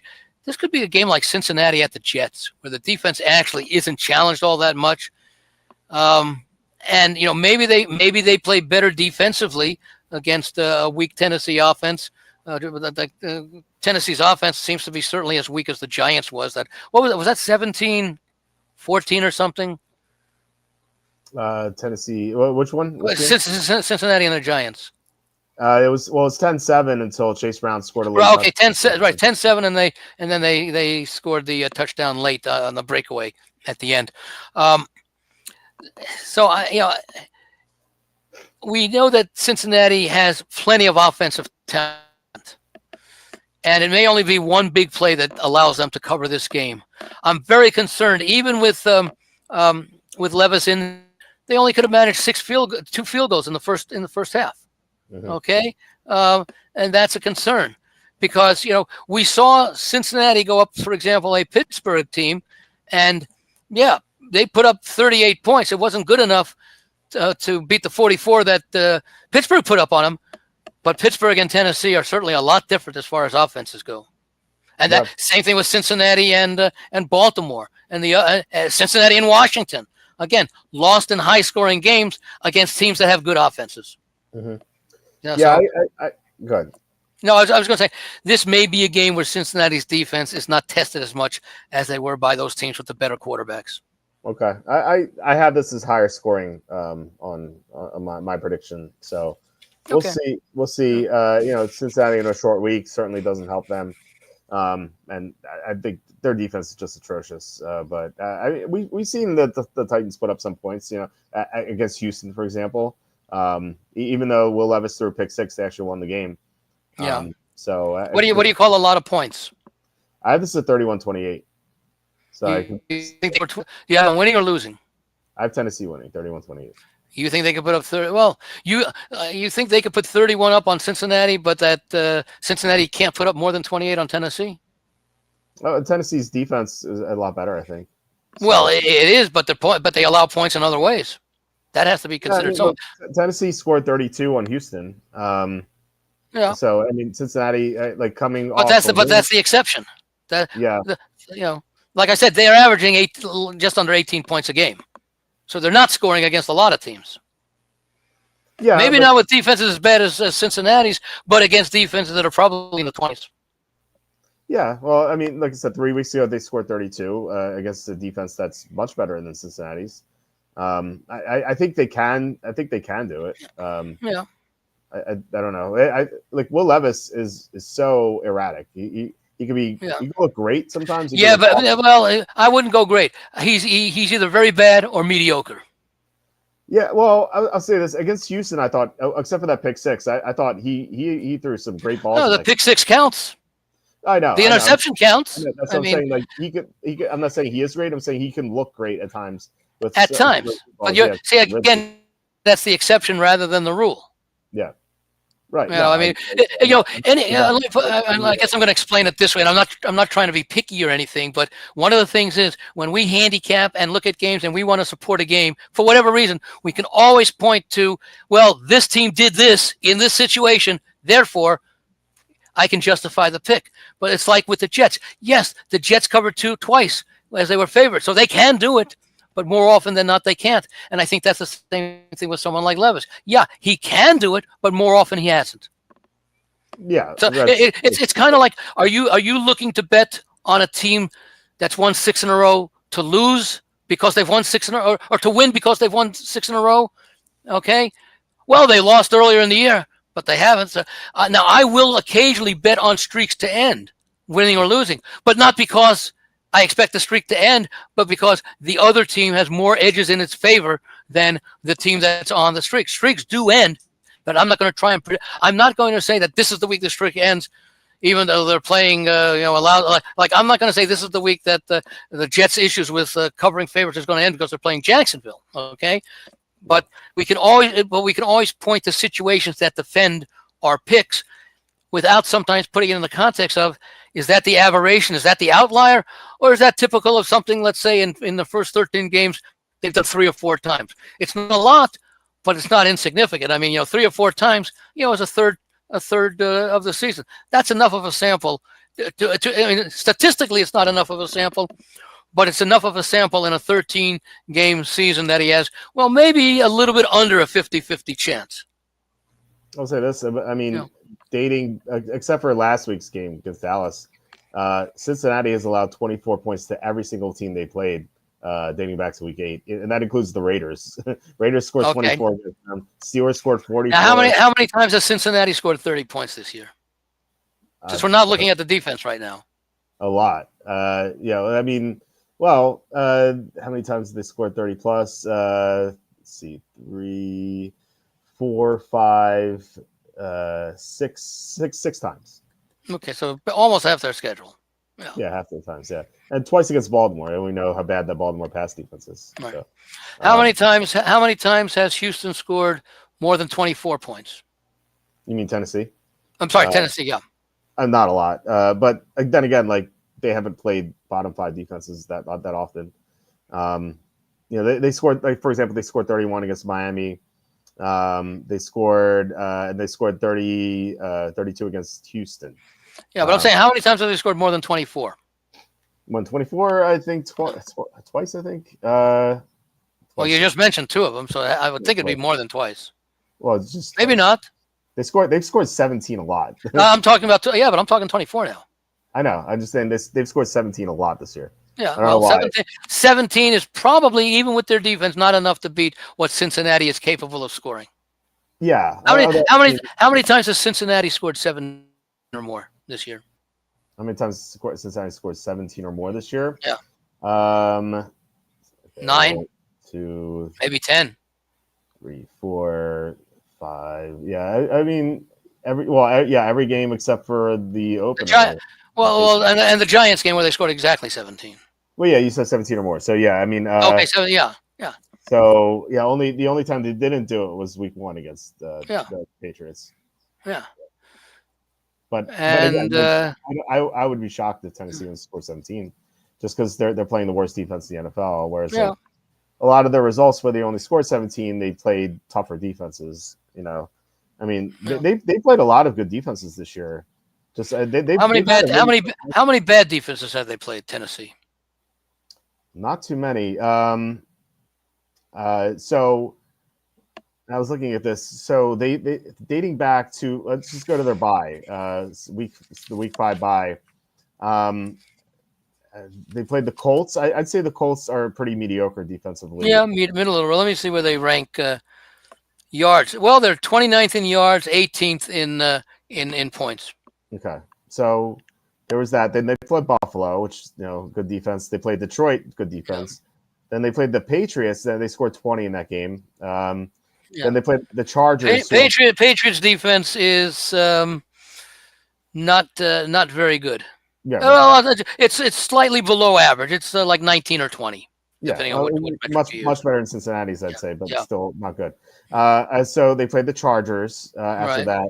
Great, good defense. They played the Vikings. Great defense. They played Houston. Houston has a good defense. Washington has a top 12 defense, and then they play Jacksonville. So since their bye, they've only played, I would say, 1 horrible defense, and they played 2 mediocre defenses, and the rest have been top 12. So I actually talked about this on the site. Like, they played some behemoths. Like, since their bye, they played Buffalo, Detroit, and Minnesota. They played 3 teams with 10+ wins. They've only played 2 bad teams since the bye, and they're 1-1 in those games. So, and I like, Cincinnati's not a bad team, but they're not good either. I'd say they're below average overall. Well, how many times has Tennessee given up, say, more than 20 points? Well, I don't know if you count the 2 fluky games at the beginning of the year. Well, let's just say since the bye. They gave up 20 to Indy, 34 to Buffalo, 52 to Detroit. Then they gave up only 17 to New England, 27 to the Chargers, 23 to the Vikings, 27 to the Texans, 42 to the Redskins, then 10 to the Jaguars. Okay, now which of those teams has a better offense than Cincinnati?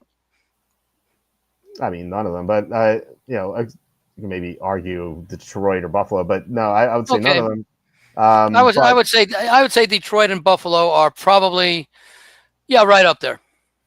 I would say this though about Tennessee: they've had cluster injuries at corner the entire season, because they lost Chidobe Awuzie in week 3, and then they lost. But they're still the number 2 defense statistically with yardage.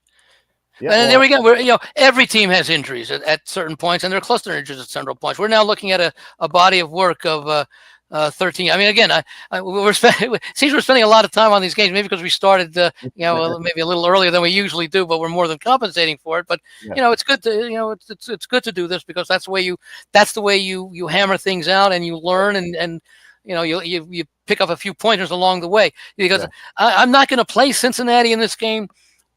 I mean, because there's going to be another game that we're probably going to have a big difference on. So we can go on that one. Well, we'll see. Okay. Well, final point. And by the way, it's not based on necessarily. Well, I certainly don't know who you like in any of these games, because we don't speak beforehand. But just based upon why I like a team is probably going to be against what most people would like. Okay. So Tennessee's they were missing their top two cornerbacks since week 7 with Snead and Awuzie. They got Awuzie back last week, and I thought that was pretty huge.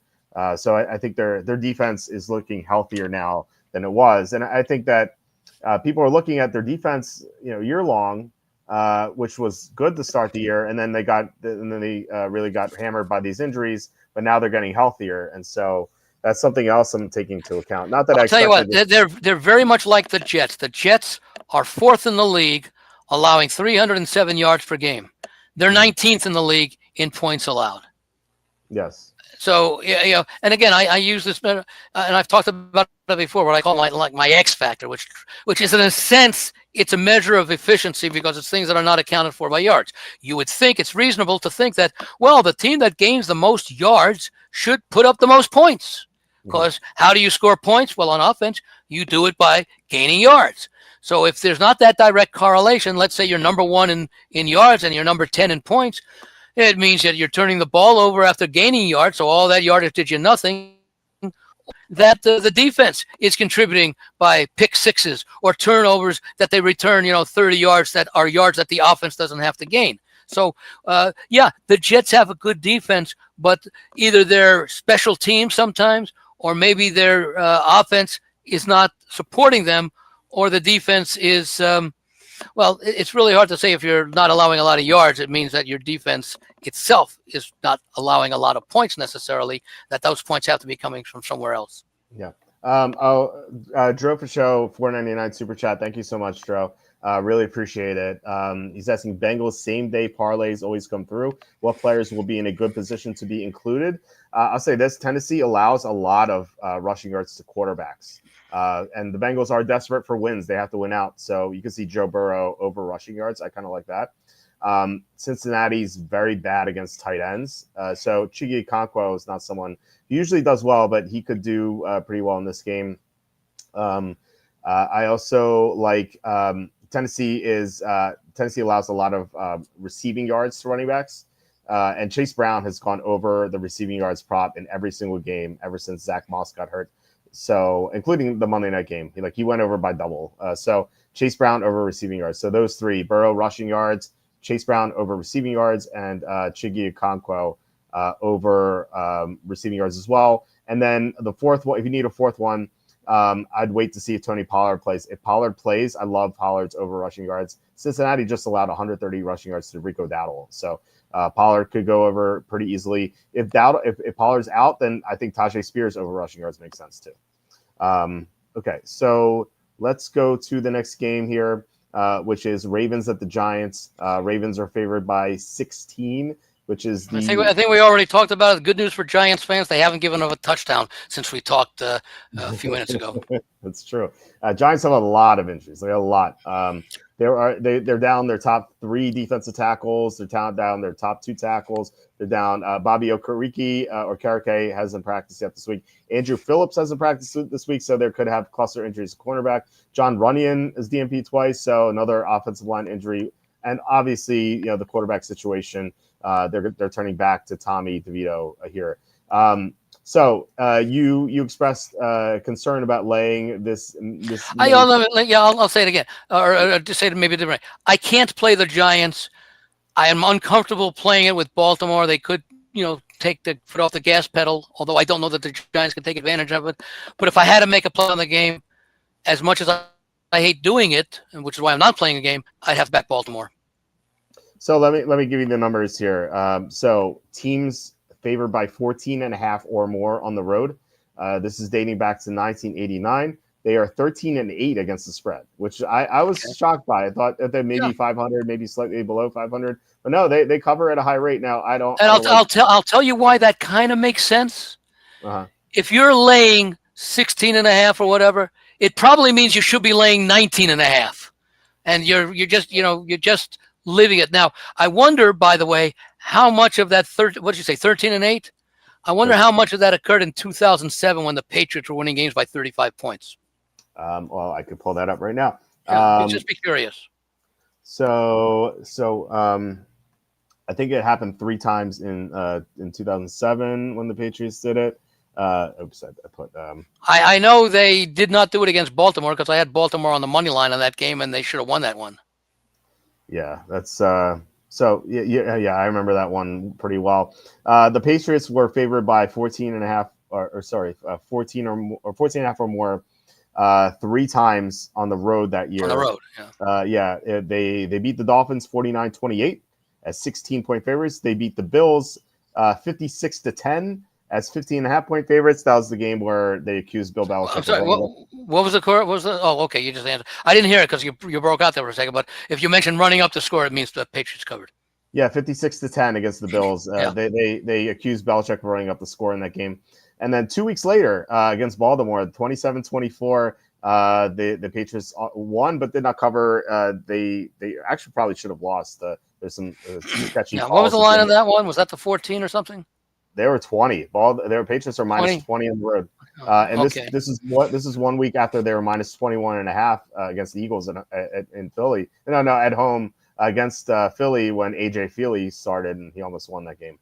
Yeah. So I mean, look, it can happen. 13-8-1 against the spread. Funny enough, 20-2 against 22 straight up. So two of these teams have lost. The 92 Bills against the Colts lost.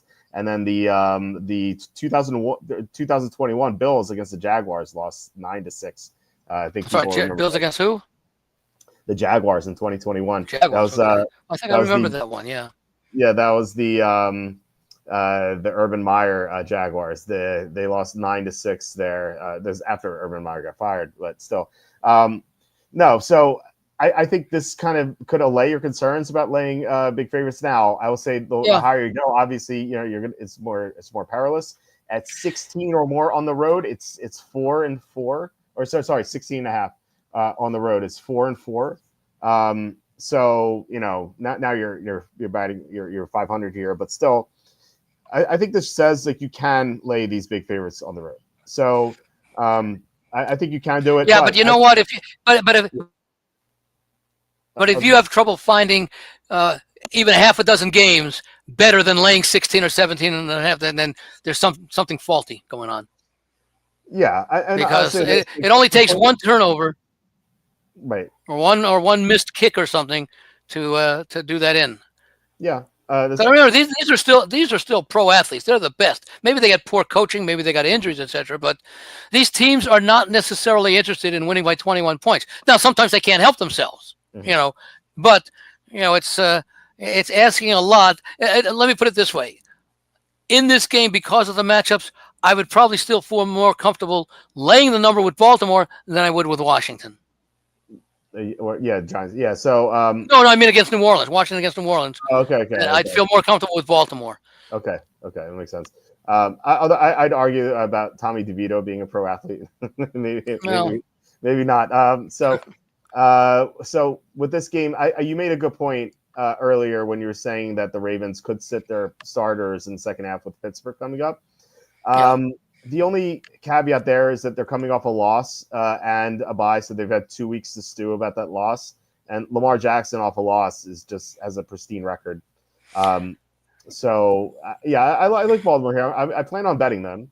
I don't know if they're going to make the cut in the contest. In the contest, what is Baltimore? They are 16.5, I believe. Yeah, it's right. Yeah, 16.5 high. So they could still make the cut, I think, but we'll see.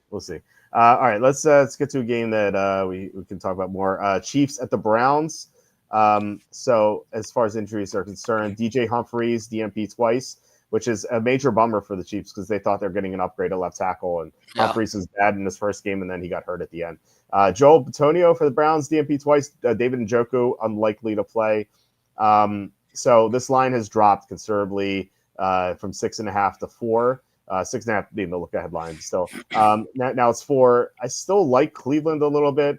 I'm not. I don't know if I'm going to bet this game. I might do it for a unit or two, but the Chiefs just do barely enough to win. This is what they do every single time. They're in at 9:01. They're out at 4:59. In the office, like they barely do any work. They take the full hour plus 5 minutes on lunch. This is what they've done in the regular season for 2 years now, and they're going to turn on in the playoffs. So I don't see why they suddenly would win by margin. But if you take the Browns, you have to worry about Jameis Winston throwing a pick six at the end, and like that's quite the headache. So This is the game that I figured we would disagree on, okay, well, I and mean, we do.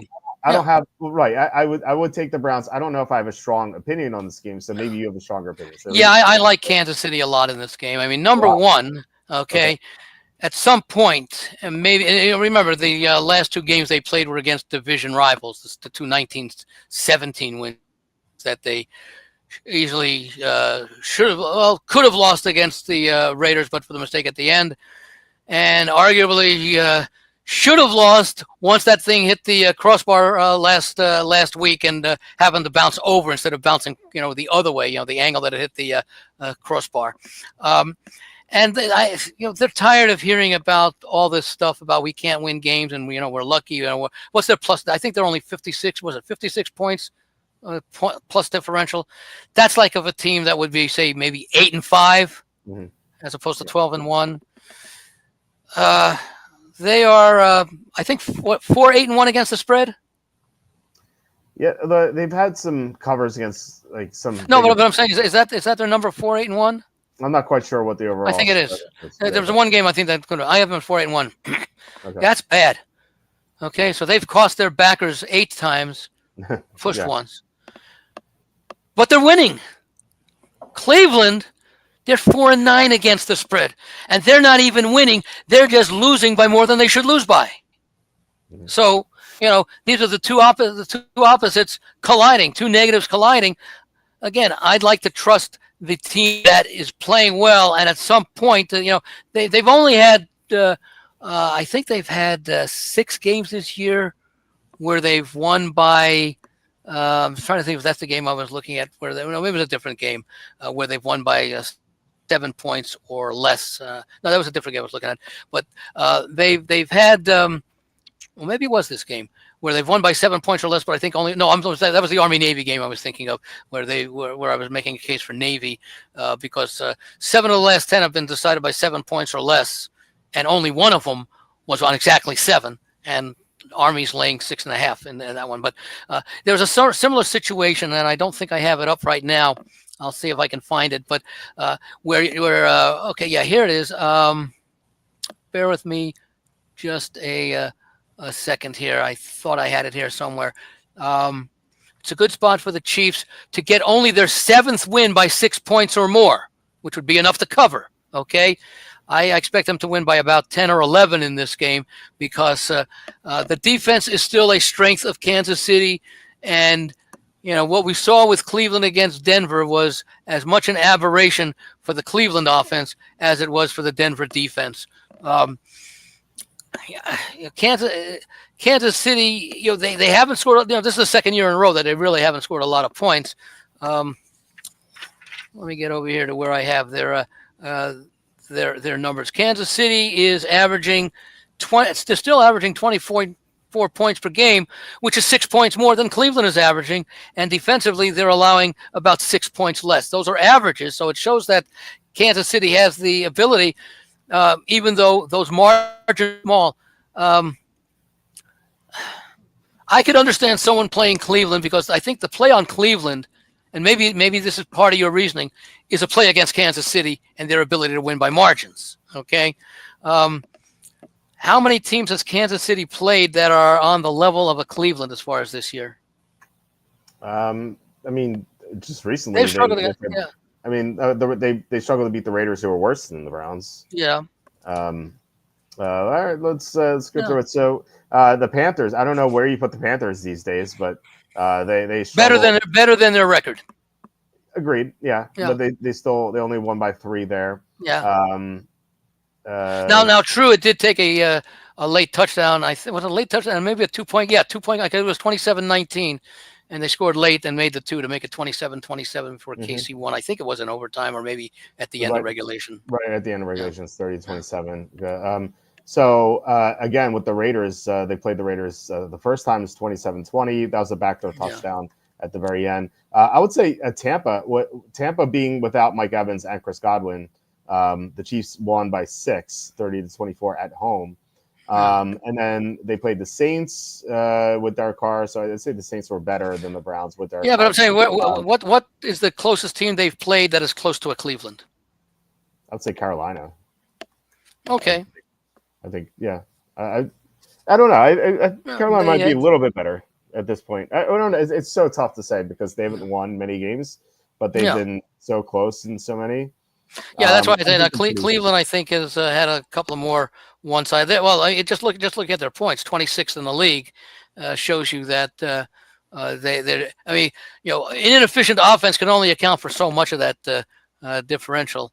Let me see turnovers. Cleveland's committed 21 turnovers. Kansas City 14, which is high for them.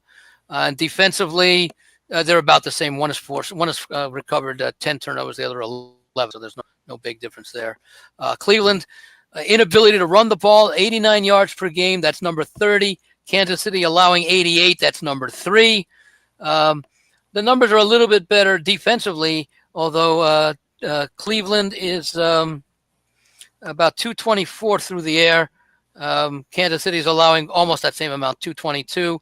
And actually, Kansas City only outgaining by the air. But again, these are just raw numbers as opposed to yards per play or yards per pass completion. But it's that running the ball that is a concern. The lack of running a ball for Cleveland is a concern. Not that Kansas City is great. They're middle of the pack, basically, but they're still about 20-something yards better per game. And I think on a yards per rush basis, let me quickly turn over to that one and see where those numbers are. Kansas City 4.0. Cleveland 3.9, so that's about right for a difference, maybe a little bit better. Defensively, about 0.7 of a yard less allowed by Kansas City. And the concern Cleveland here, yards per pass completion, which I like better than yards per pass attempt because you're mixing incompletions in there. When Cleveland allows a pass to be completed, it goes for 12.8 yards. When Kansas City allows a pass to be completed, it goes for 10.7. So that's 2 yards per catch difference, and that adds up over time. Cleveland minus 10 in turnovers, Kansas City minus 4. So that's not a huge edge there. So I think at this point we are starting to see Kansas City's failure to cover games priced into the point spread because this game, if you normally go on the records, what would this game have been? I won't say in week 3 because Cleveland was expected to be a contender coming into this year. Let's say around week 6 or 7, this game is probably at least a touchdown. Yeah, I mean it was almost a touchdown a week ago. It was 6.5. The Sharps just took it down to 4, but the Sharps have been pretty off this year, so maybe it's it's well, see that I almost wonder if people have lost slightly more money on Kansas City on Cleveland at 4-9 than they have on Kansas City at 4-8-1.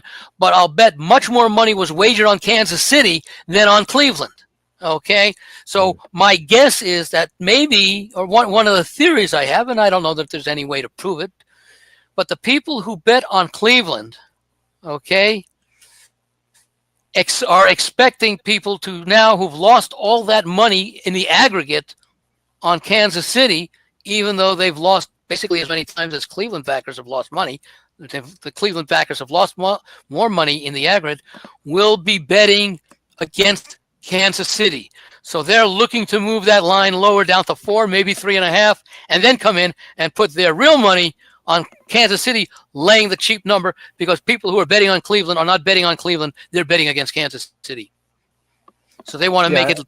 They want to make it less attractive to bet on Kansas City at +4 by moving that number down and having people think, okay, well, we're still going to bet Kansas City. I'm sorry, that we're now going to bet Cleveland because we've lost all this money on Kansas City. We're just not going to get as many points as we would have gotten on Monday. Yeah, and that makes sense. I mean, yeah, you make some great points here. And I'll give you one to strengthen your argument. David Njoku might be out, and that's a big deal because Kansas City's defense has been horrible against tight ends all year, dating back to week 1 against Isaiah Likely. They have not been able to stop any. Yeah, but that might almost be an offset against Humphreys being out for Kansas City, even though he hasn't made much of a contribution. Yeah, I mean they've had bad left tackle play all year. Against Myles Garrett, it's gonna be pretty tough, but I expect Andy Reid and Patrick Mahomes to come up with something. So, All right, let's get to the next game. It is Cowboys at Panthers. You would expect the Cowboys to be a little deflated here after being The way they lost. Yeah, They should have won that game. Yeah, They recover that. They recover that punt, that blocked field goal rather. And let's say they're the 35-40 yard line with 3 timeouts. They're going to go down and get the field goal.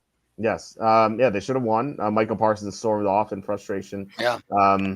It's going to be tough for them to bounce back, especially without their center. Cooper Beebe, DMP twice. He has a concussion. So that's cluster injuries in the interior of the offensive line. And Panthers, Cooper Rush is showing why he's a backup quarterback. Yeah, exactly. And Panthers defense has improved lately ever since they got DJ Wanham and Josie Jewell back from injury. They were historically bad in the first 6 or 7 weeks of the season, but now they've improved. They're still not good defensively. They're definitely better. Bryce Young's playing a lot better too. And Dallas's run defense is bad, so I expect Chuba Hubbard to have a good game here. I asked Evan this on Tuesday. Had Hubbard not fumbled in overtime against the Buccaneers, and had Xavier Legette not dropped a touchdown at the end of the Eagles game, and the Panthers were 5-8 instead of 3-10. I know those plays happen, but still, if they were 5-8 right now, I think they would be favored by more than a field goal in this game. And so you could argue that maybe we're getting a discount here. So I like Carolina. What are your thoughts here? Who do you think is the better team, Dallas or Jacksonville? And by how much? Well, Dallas with. As they are right now, these teams. Right. No, Dallas. How they played the season. I have Dallas better than Jacksonville. Much better? I have Dallas 25th in my power rankings. I have Jacksonville 31st. Okay, yeah. So it's like different, but yeah, 6 points, 6 months better. Because I honestly would feel better laying the 2.5 with Carolina than I would laying the 3.5 or even 3 with the Jets. In fact, let me put it this way: I'd feel more comfortable laying 3 with Carolina than I would against Dallas than I would laying 3 with the Jets against Jacksonville. Okay. I mean, only because Carolina, they're probably, again, we went through the Jets game and how they failed. Jacksonville playing a little bit better. Carolina's probably playing even a little bit better than they are playing better than Jacksonville, and they're playing maybe considerably better than Carolina, because over the course of the season they've had some close losses. Dallas, I think, is a better team than Jacksonville, but I feel better about. And again, Carolina's laying the same price, at home than the Jets are laying on the road. So that's another reason that I like, even though they're going up against a better team, because I don't know. Just go back to the Jets finding ways to lose games, even against better teams that they should win. And maybe they come through here, or maybe they do what they've done all season. I like the fact that Carolina is playing as well as they have, especially coming off of some tough losses. They continue to play well. So don't know if this will make my card. Don't know that it'll make my contest, because, again, you're still asking a bad team to do something good for you, but you're asking them to do it against a bad team, is a more talented team that is playing poorly, as we've seen with a number of these teams this year, that have talent that have not played well. That's why it's been a very unusual NFL season. But the fact that Carolina has continued in most of their games over since earlier in the season, maybe not at the first couple of weeks, continues to play hard and continues to be competitive, makes me feel that I'm more likely. Let me put it this way. I have to think, based upon what we've seen, Carolina enters this game against Dallas more confident than the Jets enter this game against Jacksonville.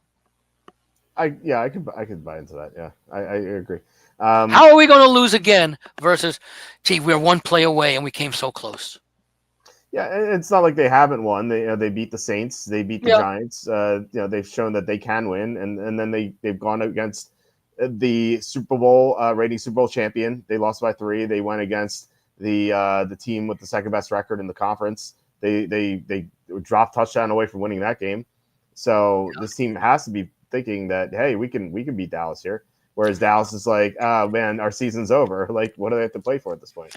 What confirmed my thing on Carolina, because I lost on them against Philadelphia because they had not played a true road game since they lost at Denver on October 27th. They played the Giants they played New Orleans at home, Giants overseas, bye week, hosted Kansas City, hosted Tampa Bay. So that's 6 weeks on the road.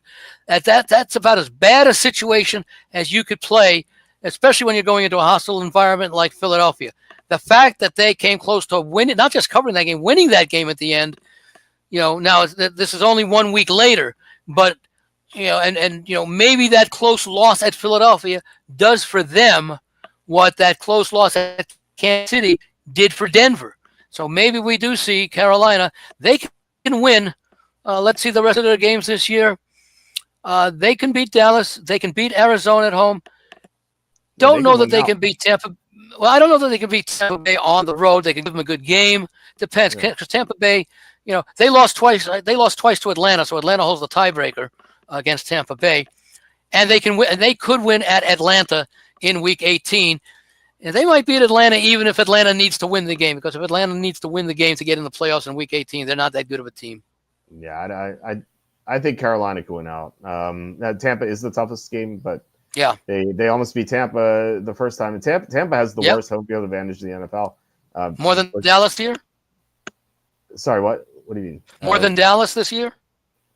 This year? Well, I mean overall, dating back like a decade or so, or 15 years, Tampa is like historically bad at home at covering the spread. I don't know. But for many years they've been historically bad everywhere. It's only the last few years that they've, 4 or 5 years that they've, and even then the last few, except for that Super Bowl year, they've basically been what, a 9-8 team to make the playoffs.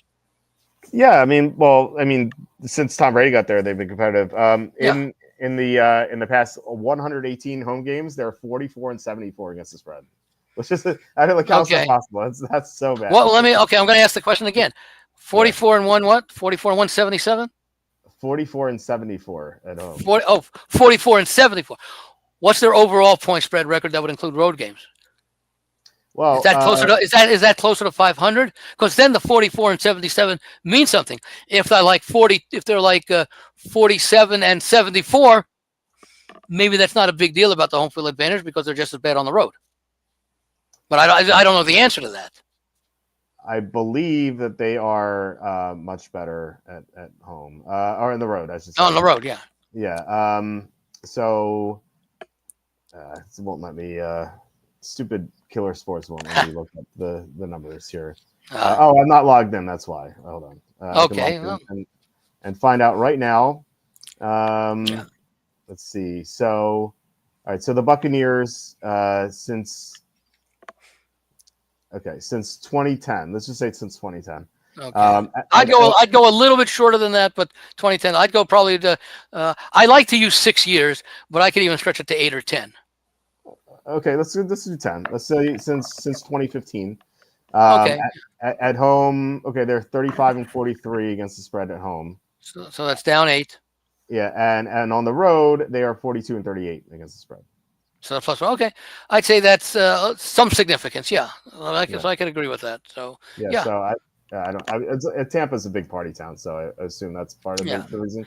No, I just think that they've mostly been a bad time, and I don't know what their straight up records are. It's probably a little bit better at home, a little bit worse on the road. But we're talking about covering point spreads now. But although you are talking about straight up because we're talking about Tampa Bay losing at home straight up to Carolina. Mm-hmm. But I could understand. You know what?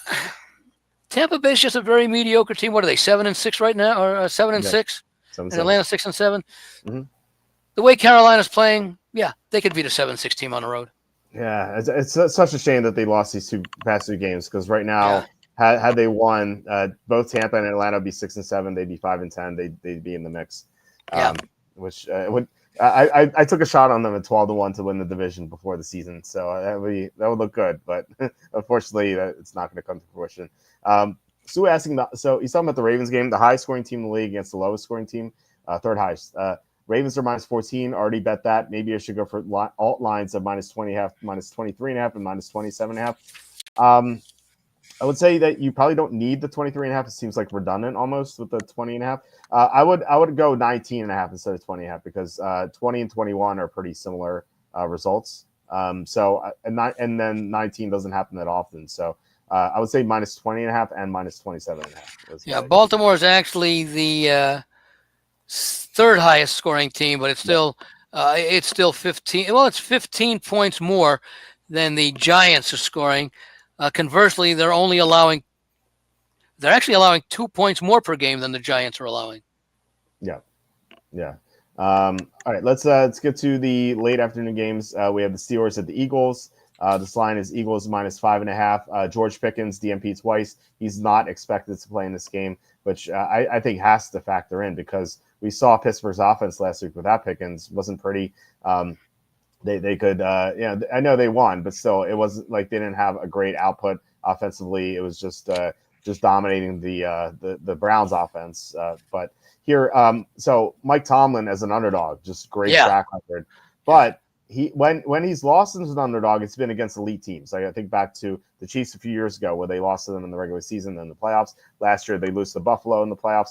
Like when they go against these like upper echelon teams, Tomlin's ATS dog record isn't as prevalent. So I would back. I believe it's still a winning record though, just not to the extent that it is overall.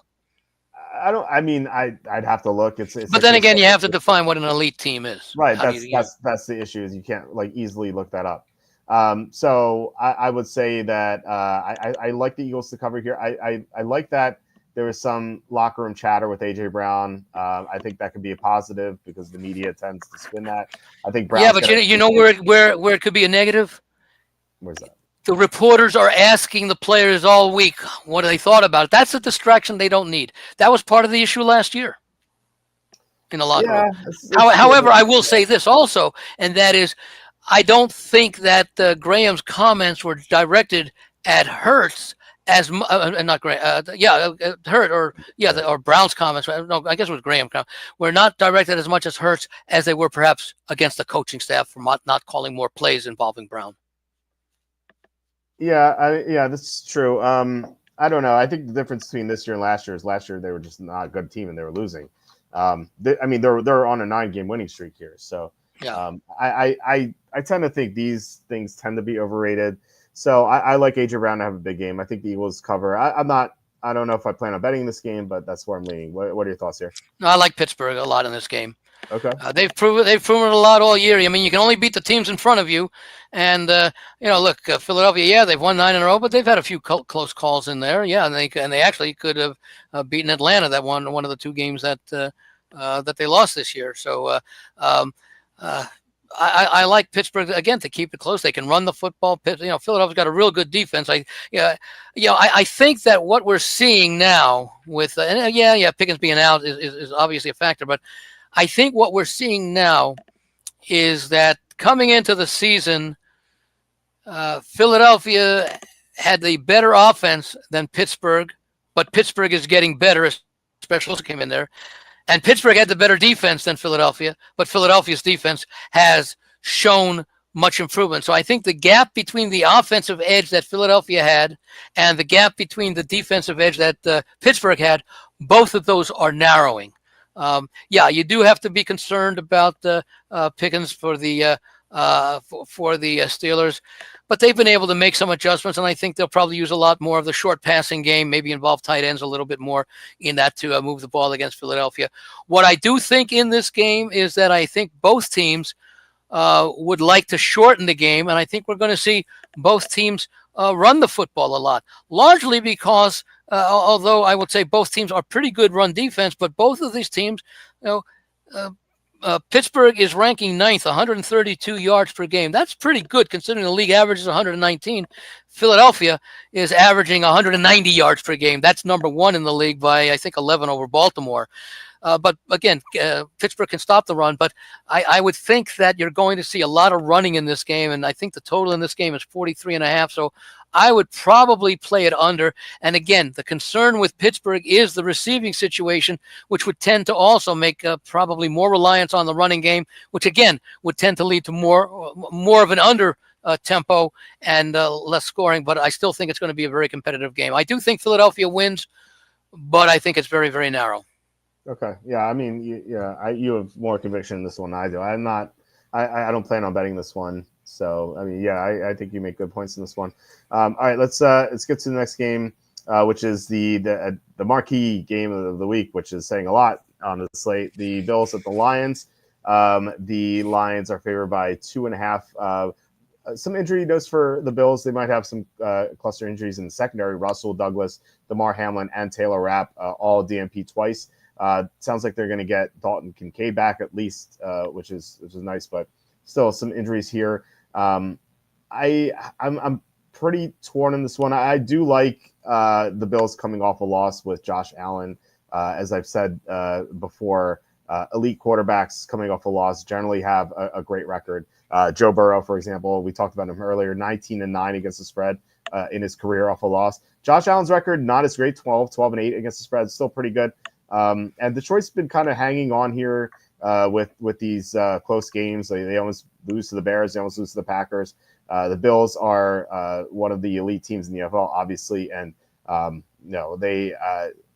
I think they could win this game. Also, something to note here: this is Josh Allen versus an NFC team, which I think is significant because these NFC teams don't really have to prepare for Josh Allen or Lamar Jackson, for example. That's why Lamar Jackson has such a great record against these NFC teams.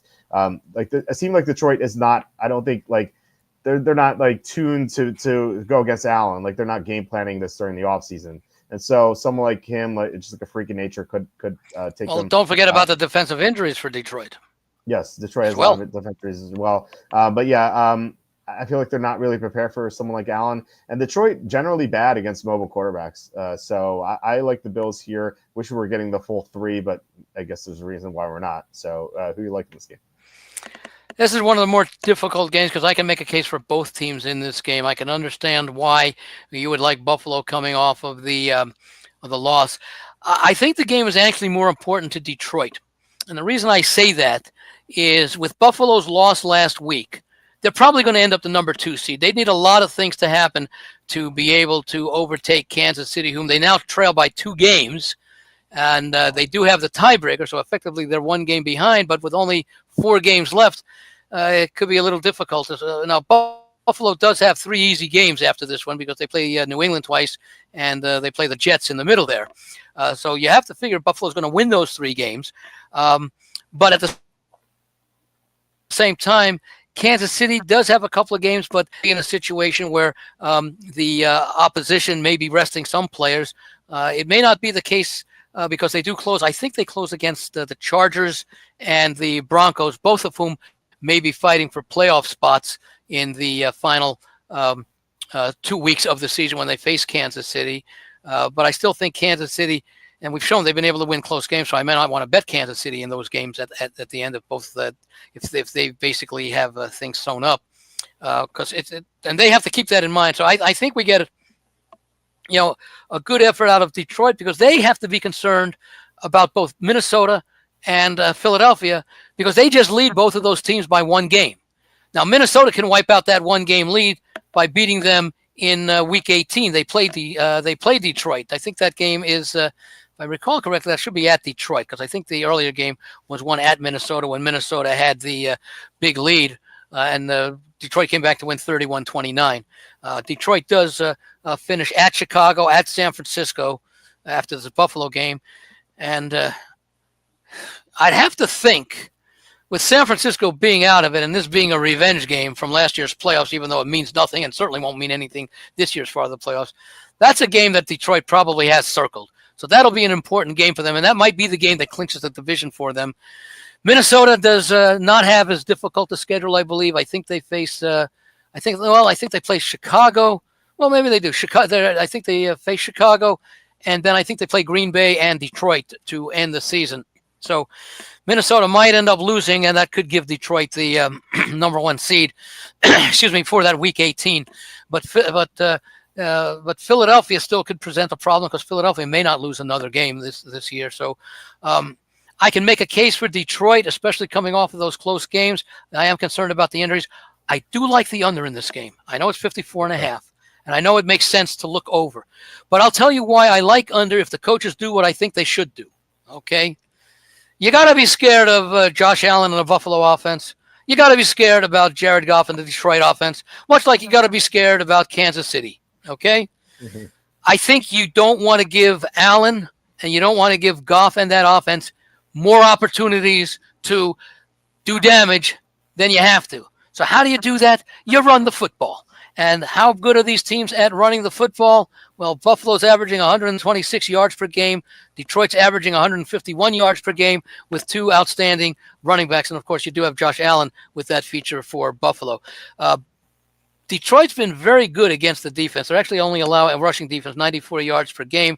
They make that up by giving up a lot of yards passing the game, so that's even a little bit more why they would like to slow the ball game down.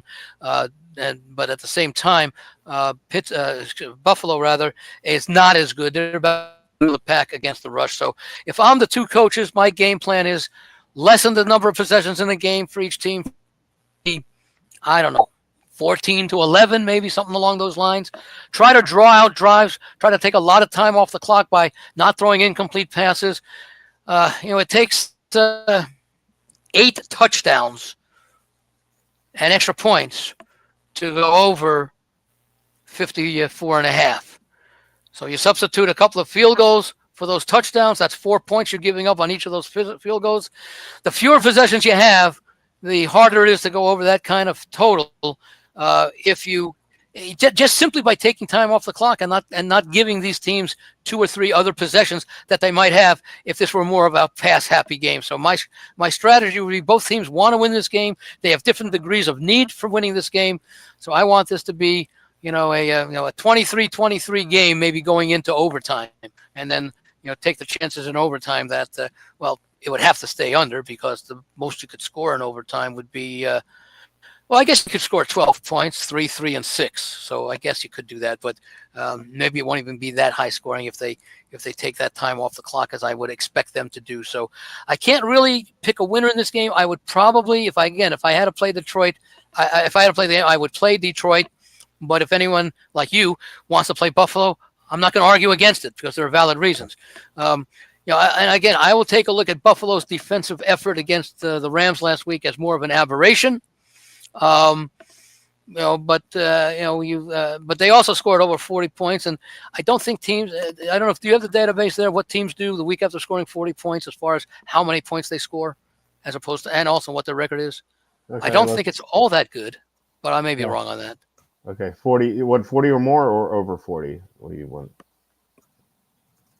Does it matter to you? No, it doesn't matter. Okay. You can go over the lower number. Okay. All right. This team scoring more than 40 points. The following week, they over on there they hit over 51.5%. On average, they score. This is not helpful. This. Let's see. Okay, yeah, they score an average of 24.9 points per game. Okay, so 24.9, and what's their straight up record? Does it say? Yeah, 407 and 289 straight up. Okay, well, if they're only scoring 25 points per game and they're winning roughly 2/3 of those games, that would seem to suggest that their opponent is scoring less than 25 points per game on average, which would still put it under 54.5. I can tell you right now. So on average, they score 24.9. The opponent's score an average of 21.8. So, okay. That's more than a slightly more than a touchdown edge against this total. Yeah, on the average. And you're talking about go ahead.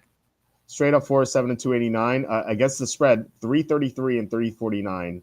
Okay. It's the spread, so 48.8%. Well, the more impressive thing is that's a data set of 600 or 700 games. Yeah, it really is. So dating back to 1989. And also, I think you didn't have totals that high back in those as 54.5. That's true. Yeah, I remember. Yeah, I remember the days you routinely see like 31.5 totals. All right.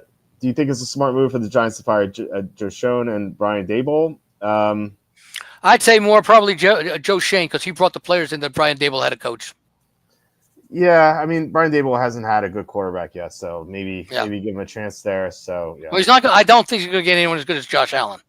That's absolutely true. All right. Next game is Colts at the Broncos. This line is Broncos -4. A couple injuries here. Riley Moss DMP twice, so they made a big deal about him not being there, not being able to cover Jerry Jeudy, and so it looks like he's going to be out again. Braden Smith DMP twice. So the Colts offensive line had a lot of injuries before the bye against New England, but the other linemen have returned to practice. So looks like they're going to have a healthier offensive line here. For me, this is one of the tougher games to handicap this week. I'm not a big fan of the Broncos. I feel like a lot of their wins have been circumstantial. On the other hand, you have Anthony Richardson against this defense, which could be a disaster. We just saw Jameis Winston throw pick sixes against the Broncos. Richardson could easily do the same. I would still lean Indianapolis, though. They played a lot of close games this year. And like I said, I don't really trust the Broncos, but I don't plan on betting on this one. Do you have a strong take on this? Yeah, I strongly like Denver in this spot. I've liked them much of the year, and especially at that Kansas City game that they barely lost, but proved that they can compete at an elite level after being blown out the week before. They showed at that blowout game against Atlanta. Both of these teams are coming off bye weeks. So they both get rested. It's a really bad spot for the Colts. Number one, they're playing outside, so any adverse weather conditions in addition to the altitude is a negative. I also give Bo Nix the edge over Richardson. I give the defense an edge over Indianapolis. I think the matchup of Denver's offense against the Indianapolis defense is a win for Denver, and I think that Indianapolis' defense against Denver's offense, or maybe it's the other way around.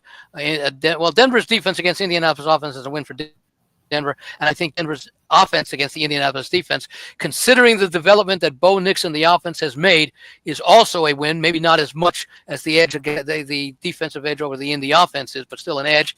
I give Peyton a coaching edge, even though I do like the Indianapolis coach Steichen. It's Steichen, right? He's the Indy coach, and Gannon is the Arizona coach, who I also like. I always confuse those two because they got jobs at the same time. I've got the edge there, and again, those edges I think really add up for me. When I take a look at the rushing numbers, they're both about the same, both between 110 and 120. Indianapolis 8 yards better. Defensively against the rush, Indianapolis is 31st, 147 yards per game. Denver is number 8, which is 95. So I do think that Denver should have an easier time establishing the run against Indianapolis than vice versa. But then again, part of that is also reflected in Denver's defensive numbers, where they allow about 60 yards less per game than Indianapolis. And actually, offensively, Denver's actually outgaining on a raw yardage basis. Let me just check what the yards per play is as far as the offense goes. The offense is actually, let's see, yards per play. Yeah, 5.7 for Indy, 4.9 for Denver. But defensively, 5.4 for Indy, 5.2 for Denver on offense. It's 4.9 for defensively for Denver, 5.7 for Indy on defense. So that's another big edge that's also that equates to those yardage numbers. So I like Denver to win this game. I think I have that one predicted 27-17. Okay. By the way, it's an important game for both teams, but it's probably a bit more important for Denver to the extent that Indianapolis could have a chance to win the division, even though they've got to make up games. They'll know the result of the Houston game where they trail Houston, but Houston does have those tiebreakers. But the key for Denver is their only route to the playoff, even though Indianapolis is a small percentage, Denver's chance is a 100% through the wild card. Now, they have a 2-game edge over Indianapolis with the wild card. Now, if Denver wins this game, they all but eliminate, although I guess multiple teams could be vying, but if it comes down to head-to-head for Denver for a wild card, Denver and Indy, Denver gets the edge there. Now, I don't know if 3 teams would tie with the same record, how that does, but that would be an opportunity for Denver to at least eliminate Indianapolis basically as a wild card position taker. Right now, Denver, I think, is The number 3 wild card, the Chargers, who they play next Thursday night, is the number 2 wild card, and Baltimore is the number 1 wild card. So this becomes a very important game because they do have to play down the stretch Kansas City and Denver, Kansas City and the Chargers. So I think because of that, that is even more. That just adds more importance for this game for Denver. So I expect for them to win, and like I say, I got about a 10-point margin in this game. I'll say this: they do play Kansas City in Week 18, so that could be Carson Wentz for the Chiefs. I know you can't count on that, but I do think that's going to be the case. Well, tell me why you. Yeah, but by the way, Denver, Denver may have already wrapped up a wild card by then. Right. Okay. Which means that they would also be resting players, only because okay, Carson Wentz, they'd be resting players because they have to play wild card week. Wild card week, and Kansas City probably wouldn't. Right. So I mean, you could definitely see the backups in that game. It could be Carson Wentz versus Jared Stidham, which would be a lot of fun. Well, tell me how you take Indy when Denver's 6-0 against the spread as favorites. Broncos better than you think, and they prove it this week. I mean, look, I could be wrong about this. Yeah. I don't think like 6-0 against the spread as favorites means much to me. You know, the Colts have kept most of the games close. I think their biggest loss was 10 points to the Bills. Have they played a defense as good as Denver, Indianapolis? Well, there aren't too many defenses as good as Denver. So Denver's defense is in EPA ranked 6th. So I mean, Houston's ranked 1st right now, so they played Houston twice and lost. They may have covered because they were getting generous points, but they lost by 2 and 3 points. Yeah. So they that's also a division rival, so there's a lot more familiarity. Plus, Houston's not as good a team as they were last year, or at least in the second half of last year. The Colts beat the Steelers. The Steelers have a top 5 defense. Okay, that was 27-24. I remember. Yeah, and it was a wider margin than that. The Steelers made it interesting toward the end. Yeah, they did. Yeah, I think it was about a 14 or 17 point lead that they came back to erase all but 3 points of. Yeah, and then you could say the Vikings, the Colts. That was a very close game until the Vikings scored a touchdown with 2 minutes remaining. So they can hang around here. I don't know. I mean, look, I'm not super confident in this one. I'm just saying right now, Denver is a significantly better team than they were at the start of the season because they made considerable progress. They already had a good defense, but Bo Nix has made considerable progress under the tutelage of Sean Payton, and it's justified why Sean Payton thought higher of him than most every other GM. Yeah, I can't argue that. I think you're absolutely right. Okay, so let's go to the next game. We have Buccaneers at Chargers. This line is Chargers -3. So a lot of injuries for Tampa, although I don't know how much you can read into this right now because we still have one day. Obviously, Friday is the most important day. But Mike Evans, Bucky Irving, Antoine Winfield, and Tristan Wirfs are all DNP twice. So you obviously have to see them practice on Friday. I don't expect Bucky Irving to play. The other 3, they are up in the air. The Chargers, Ladd McConkey and Denzel Perriman, both limited twice. They need both. McConkey. It's a little bit more encouraging for McConkey. Yes. Who they thought might be able to play last week, but didn't. Right. So, maybe he suits up. So that's a big deal. McConkey, their key offensive weapon. Perriman, their key run stuffer. They've been so bad against the run ever since Perriman got hurt. So, I mean, that's obviously a concern here. By the way, one more thing about Denver, and this relates to the Chargers as well. Denver plays on Thursday, so they could be in a look ahead there. I know it's a more meaningful game with the playoffs on the horizon, but still, if it's a look ahead game for both teams, it's more likely, and it's a division game, it's more likely that both teams will do what they can to win this week's game because they know one of them has to lose next week. Yeah. I guess so, or they could just win next week. I don't know. No, but I'm saying that the Chargers and the Broncos know that one of those teams, it could be Denver, could be thinking, hey, it could be us. Chargers are thinking, hey, it could be us. We better not lose 2 in a row, so we better win this game this week against the Buccaneers and the Colts. Yeah, I mean, maybe. I don't know. I mean, it's so hard to gauge like player motivation. It's like, well, if this were week 2 or 3, it would be a non-factor because big deal. We got 14 games to go, but you only got 3 games after this, and you actually have only 2 games after they meet next Thursday. Yeah, no, yeah, it's 100%. I mean, obviously the look aheads mean much more. And both Denver and the Charger at home. So that is this week. One of them, I think. Who is it? It'll be the Broncos on the road next week. Yeah, but you have Chargers, Chargers coming off a loss, which I think is significant. Jim Harbaugh in his career, if you remove 2014 when he had one foot out the door in San Francisco, after a loss in his career, he's 11-3 against the spread, which is pretty impressive. And as I said, good quarterbacks coming off the feet is also pretty good. You have Justin Herbert here, and Tampa suddenly so banged up. So yeah, if they're missing a good portion of these players, I would like the Chargers. Not a strong play by any means, but I like the Chargers a little bit. What do you think about this game? No, I do like the Chargers probably a little bit more than you do. They're also taking a step down in class this week, going from Kansas City to facing Tampa Bay. Tampa Bay is going up in class after facing the Raiders at home and now playing on the road. And the Chargers have had, look, you don't like Cincinnati as a team. They're still a team to be, feared, at least from an offensive standpoint. The Chargers, the last 4 games: Cincinnati, Baltimore, Atlanta, which is not a garbage team, although it's a team that beat Tampa Bay twice. I'm not factoring that in, and then Kansas City. So they've played some pretty good football teams the last few weeks. Tampa Bay, they played they at Kansas City, then San Francisco. They had their bye week, and since the bye week, they've played at the Giants, at Carolina, who is a better team than their record, but still a middle of the pack team at best, and then Las Vegas. So they've really played at least 2 of the worst teams of the league in Las Vegas and the Giants in 2 of their last 3 games. So I think it is a step up in class there. But you're right. I do like Harbaugh. I do like the fact that he's aware of how important this game is, knowing that they've got Denver next week, although they do host them at home. But they don't have much of a home field.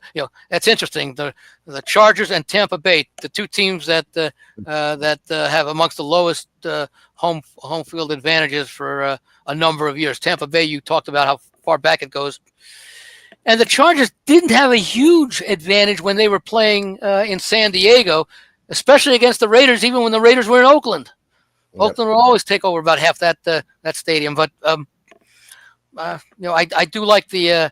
I do like coaching Harbaugh, and I've bet several games this year on the Chargers simply because of Harbaugh, and I don't think I lost more than one of those games. Yeah, I don't remember how many I won, but it was multiple. It was at least 3. But I don't even know if I lost one game. I can't recall. I'd have to go back and take a look. But he makes a big difference. And remember, this is a team last year. I want to say they had 6-7 games by a field goal or less. And they were, 5-12. And I said that Harbaugh would have made a difference in at least half of those 6 or 7 games. Yeah. And he's more than made a difference because this team's going to win at least 10 games this year, I believe. Because their last 2 games at New England and at Las Vegas. Yeah, I mean, you'd expect them to win those, unless they don't need to and they sit their starters. But yeah, I totally agree. Yeah. You can't go wrong backing Harbaugh. Last of the by the way, and I think I may have mentioned, but Tampa Bay is in control of their division. Chargers' only way to make it is through a wild card. Yeah. All right. So we have Patriots at the Cardinals. There's some. I think you mentioned it. The line movement in this game. It opened 6.5, went down to 4.5. Now it's back up to 6. So did you see the 4.5? I saw it. Yeah. Okay, good. I wanted to make sure that because I was going to check it just in case you were relying on my statement to note that. I saw it 4.5, and I was confused because I liked Arizona. I'm like, why is this line dropping so much? Yeah. And then it rose back to 6. No significant injuries to speak of here. I like Arizona. I think this is. You talked about stepping up in class. You have or stepping down in class, I should say. The Cardinals, since their bye, now they were 6-4 heading into their bye. Now they're 6-7. They played Seattle twice and Minnesota, like 2 defenses ranked in the top 10. Now the Patriots defense, as we talked about before, and 2 teams with I would say at least average, if not above average, offenses in Seattle and Minnesota. Right, and now you have this Patriots team that the last time they played a good team, or at least a mediocre team, they went into Miami and they just got demolished. Now they almost beat the Colts, so people might be higher on them. than they should be. But every time they've played up in the competition, almost every time they've gotten steamrolled. Like the loss to the Texans comes to mind, for example. And I think Arizona just being so desperate here. Like if they lose this game, they're done. If they win, they're only going to be a game behind both teams ahead of them, unless Seattle wins on Sunday night. So this is their chance to come back here. I like Arizona coming off 3 losses in a row to kind of right the ship here. So what are your thoughts on this game? Yeah, I'm sort of undecided. I probably lean Arizona, not quite to the extent because like much as I was in on Cincinnati. All in on Cincinnati 2 weeks ago against Pittsburgh. I was pretty much all in on Arizona last week against Seattle. You talked about a lot of the things about where they are in the division. You look at the rest of their schedule after New England. At Carolina, that might not now be an easy win. At the Rams, well, they hammered the Rams earlier, so that'll be a big game for both of those teams, especially if the Rams have a one-game advantage over the Cardinals when they get to that game. And then they host San Francisco at the end of the season, and they beat San Francisco earlier. And they probably will beat San Francisco again the way San Francisco is. Although we don't know about San Francisco. They'll be out. They should be out of the playoff picture by then. They might be healthier, but then again, if they're out of the playoff picture, which they likely would be, maybe they shut down a lot of those players who are still nursing injuries and may be close to coming back. But why bring them back? Because all you're going to do is take a chance on exaggerating the injury. And at the very least, even if they don't exaggerate, they're going to take some punishment and elongate the process or the period of time that they would be able to fully recover from that injury, even though we're talking, 8-9 months before, next training camp. So even though I wrote them off last week, I do like them in this game. And maybe after this game, I might write them back in, but only in pencil. Okay.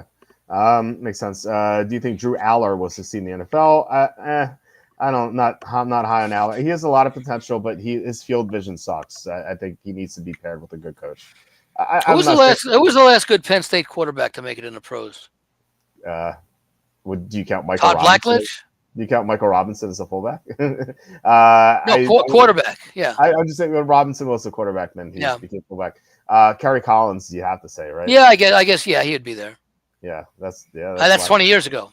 Yeah, in '95 for Carolina. Well, when he was I think that was when he was a rookie. Yeah, I'm thinking about when he was in the Super Bowl with the Giants. Yeah, then he went to the Giants. Yeah, almost won it. Although he played well in Carolina. Yeah, he did. Carolina was an expansion team not too long before that. Yeah, he was the quarterback they drafted. I think it was the first or second year their existence, and he played well for them, and then he went to the Saints and struggled, but then he went to the Giants and went to the Super Bowl. So although they didn't cross midfield in the Super Bowl, that cost me one of the worst beats I've had in a Super Bowl. I had no score in the first 6.5 minutes, and I think they scored on a long play right at the 6.5 minute mark. Oh my God, that's the best. The memory on the specifics are a little bit fuzzy, but the memory of losing the bet on that play is not fuzzy. No, not, especially if it involved Trent Dilfer, I'm sure. All right, so we have Packers, the Seahawks. The line is Packers -2.5. Another a good coach coming off a loss. I talked about Jim Harbaugh's stats coming off a loss. Matt LaFleur also pretty good off a loss. He is let's see what I have here. He's 18-11 against the spread off a loss. Now some of those games obviously involve Aaron Rodgers, but still, I would expect a better effort here from the Packers. It seems like a step up in class for Seattle. I know they just beat Arizona twice, and we call them like a somewhat good team, but I think Green Bay is one of the better teams in the NFL. I've had them consistently in the top 5 of my power rankings. So even though this is in Seattle has an outstanding record as a home underdog. I think they're 22-9 against the spread as home underdogs since 2009 when Pete Carroll came in. I do like the Packers here, just coming off loss being the better team. What are your thoughts on this game? Yeah, this is a tough game for me. I was against Seattle last week. I felt, again, it goes back to the Arizona play. Looking at Seattle the rest of the way after this game, they host Minnesota, then they're at Chicago and at the Rams, and the Rams game may be critical to them. Packers, after Seattle, they host New Orleans. They should win that. Minnesota will be a key game as far as, well, I'm going to say right now, finishing second or third behind Detroit, most likely. And then they host Chicago at the end of the season. And if the game means anything, Green Bay probably wins that game. I do have a couple of these small underdogs in a teasers with Seattle, Buffalo, and Miami. I think I think I have Jacksonville only because even if the Jets cover, I don't know that they can win by a margin against Jacksonville. So I used a bunch of combinations there. So I don't expect it to be a blowout win. I've gone back and forth. I think I liked Seattle initially. Then I thought about Green Bay. And certainly if this line ends up hitting 3, I don't think it has yet. And I don't know if it's headed. Let me see if I can see it. It was 3. It was 3. It's gone down to 2.5. Okay, yeah, it is 2.5. And yeah, I'm showing 2.5, minus 20, minus 15 in some places, so it may be headed back to 3. I might take a shot with Seattle. I like both of these teams. I like Green Bay a little bit better. Yeah, coming off that loss for a very competitive loss against Detroit, who beat them earlier in the year at Green Bay. I think it was by a bigger margin than they beat them with that, the 3 points the other night, last Thursday. They do have the extra rest here. So right now I am looking Seattle. But it's such a weak opinion that I could end up being on Green Bay come Sunday. Okay. All right. All right. Let's. We have 2 Monday night games, which I love, although the start times don't really make much sense. By the way, one other thing, I don't think I mentioned it in the Tampa. Maybe I did. Tampa Bay. I also like the under in that Tampa Bay Charger game. Okay. Yeah. I mean, Chargers don't give up any points, and they are more than content to go on 65, 75, 70-yard drives and either get a touchdown or a field goal and take 7 minutes off the clock. Yeah, that's what they do. That's Harbaugh. Right, exactly. All right, we have the first Monday night game at 8 o'clock. Bears at the Vikings. So I don't know how you could trust the Bears at all. Now the Vikings have Stephon Gilmore DMP. Both Bears running backs DMP for what it's worth, but. So the Bears did what the Jets did earlier, which was a huge error. Now you could argue maybe losing is what they're trying to do here, and that's worked. But we had the blueprint where the Jets, instead of promoting a special teams coordinator to interim head coach, they promoted defensive coordinator to interim head coach, and we saw the defense have a decline because Ulbrich was suddenly spread out too thin. The Bears did the same thing. They took their interim offense coordinator, who was doing a good job with Caleb Williams. They made him the interim head coach, and now suddenly Caleb Williams is playing poorly again because he's spread too thin, Thomas Brown. So I can't back the Bears until they show me that they can be competitive with this new interim head coach thing. They didn't get the interim head coach bump last week, and I don't know if they're going to do it again this week, especially against the Vikings defense here with Brian Flores. I think he could really confuse Caleb Williams in this game. And in the first matchup, the Vikings were up big before they allowed a comeback. The Bears even recovered an onside kick to send it to overtime. I don't think that's going to happen again. I think there's a good chance Minnesota wins going away, but I'm not big on the Vikings either as a whole. So I'm not really enthused about betting this game. So I'm leaning toward Minnesota. So who do you like this game? Yeah, I'm leaning towards the Bears at the +7 or better, but probably won't play the game. I'm expecting a better effort from the Bears, especially offensively, than they put on last week at San Francisco. Wrong team, wrong time that they faced. But I think they like Thomas Brown. I think they like him as interim coach. Whether he's auditioning for the full-time job, and he may not get a call back if they have another game. Like they had last week. So I think that we get to see a better effort. They may not win that game.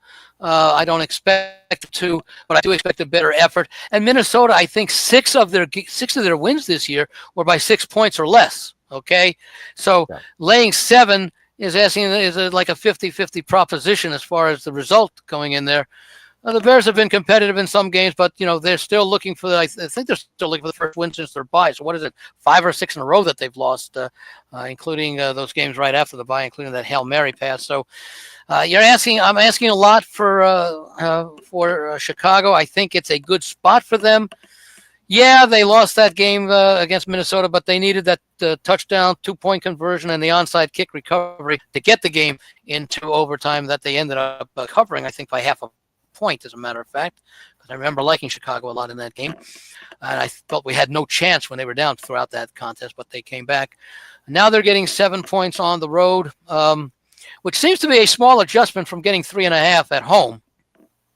But nonetheless, Minnesota is not a reliable blowout team, and I don't know how. Well, let me take a quick look here just to see how they have done after their double-digit wins.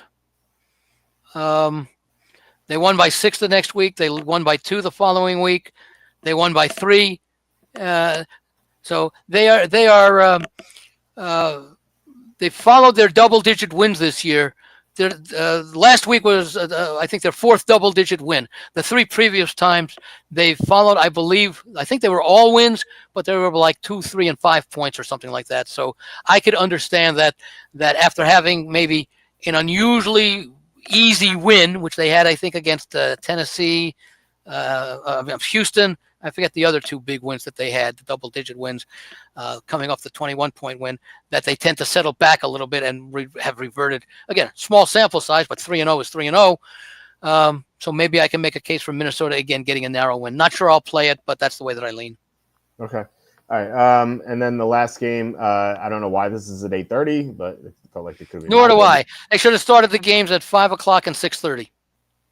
Yeah, you mean for West Coast time? Yeah. So Yeah. 8 to 9:30, or maybe a 2-hour difference. It starts maybe instead of starting at 8 on the West Coast, they started at 7:30.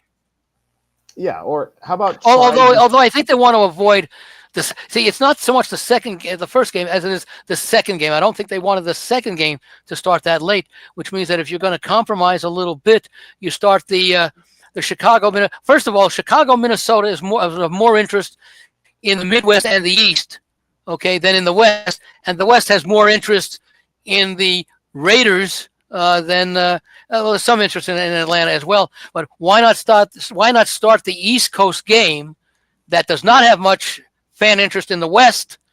Started at 7 o'clock. So the people on the West Coast don't see it because they're at work at 4 o'clock or coming home from work. You got almost a prime time audience, and then you can start the Raiders Atlanta game at maybe 6:30, which is still 9:30 Eastern time, but it's a little bit more reasonable for both teams. So that so you're starting the second game while the first game is still in the early stages of the second quarter, possibly. Yeah, or try to line it up so the second game goes at halftime of the first game. I think that's the move that they should do, and at the start of halftime. Right, I don't get it. And they and you can delay the start. I think they sometimes will delay the starts of some of those what you would call them 4 o'clock, 4:05, 4. Sometimes I think those are delayed a few minutes. So even if the first game goes into overtime, you might be able to delay it 15 minutes. But even so, you're just missing the start of it. But yeah, they should start in most situations the second game at the start of halftime of the first game. Exactly. So that you get the full 10 or 12 minutes where there's only one game going on. You're right. Exactly. Yeah, that's how they should do it. I don't know why. I mean, they screw over people on the West Coast with these London games. I don't know why. Like they're suddenly concerned about. I know why. Money. Yep, that's one of they have tons. They have billions and billions of dollars, but it's never enough. And I can understand. Yeah. One of my favorite quotes is from Big Daddy Graham, one of the legendary Philadelphia radio hosts here. Right. Passed away a few years ago, but he said, if you don't know the answer to a question, the answer is probably money. And that's certainly the case here. Yeah, whenever you're asked a question to which you don't know the answer, if you say money, you got probably a 2 out of 3 chance of being right. That's definitely true. All right, so injuries, Max Crosby, DNP so far. We only had 1 day of practice here, so it doesn't mean much. I expect Crosby to play. The only concern or the only question mark here is Aiden O'Connell. I think Antonio Pierce came out and said that he thinks Desmond Ridder was going to start. This is a couple of days ago, and then now Aiden O'Connell says he's going to try to play. And I saw similar reports. It's not going to be his decision. True. It's going to be probably the medical staff has to clear him, and then Pierce has to say go ahead. And meanwhile, what was O'Donnell's status in practice? Well, he was DMP today, so okay.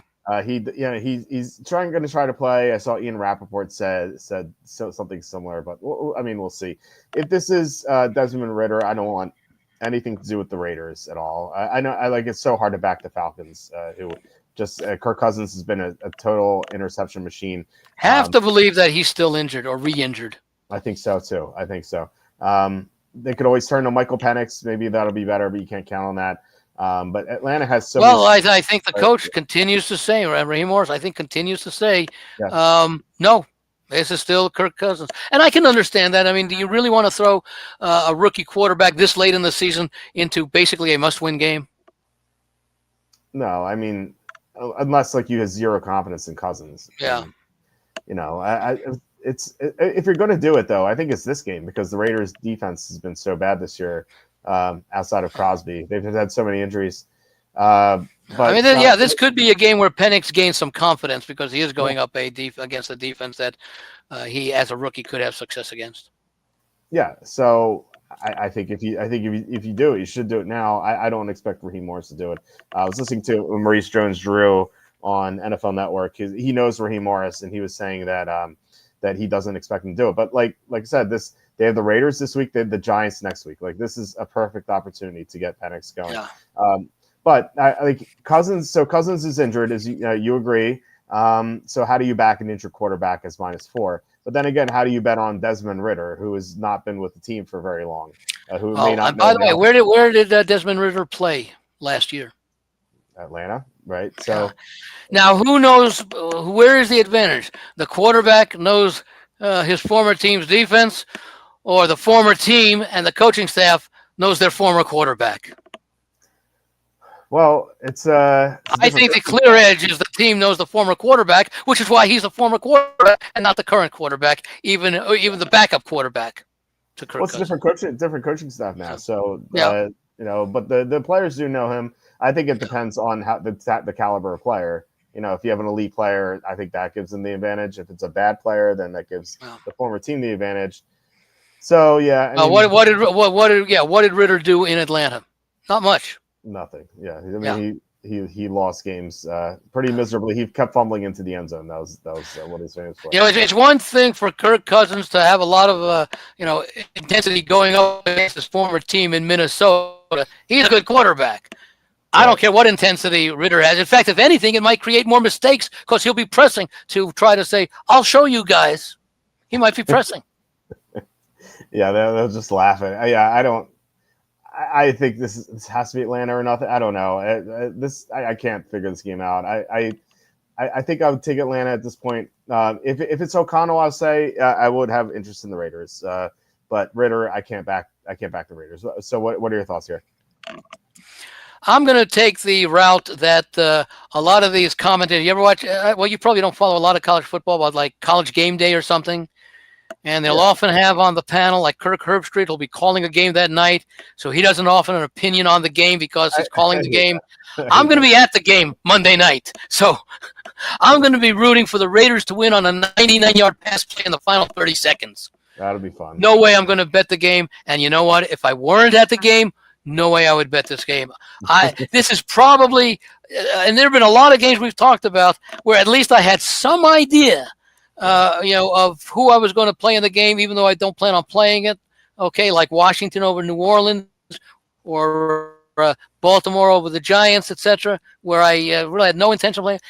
This game, I can't even do that. Well, I'm going to say, because I had to publish something in my newsletter, and I think I did go as a lean, which is like, I got to throw somebody in here.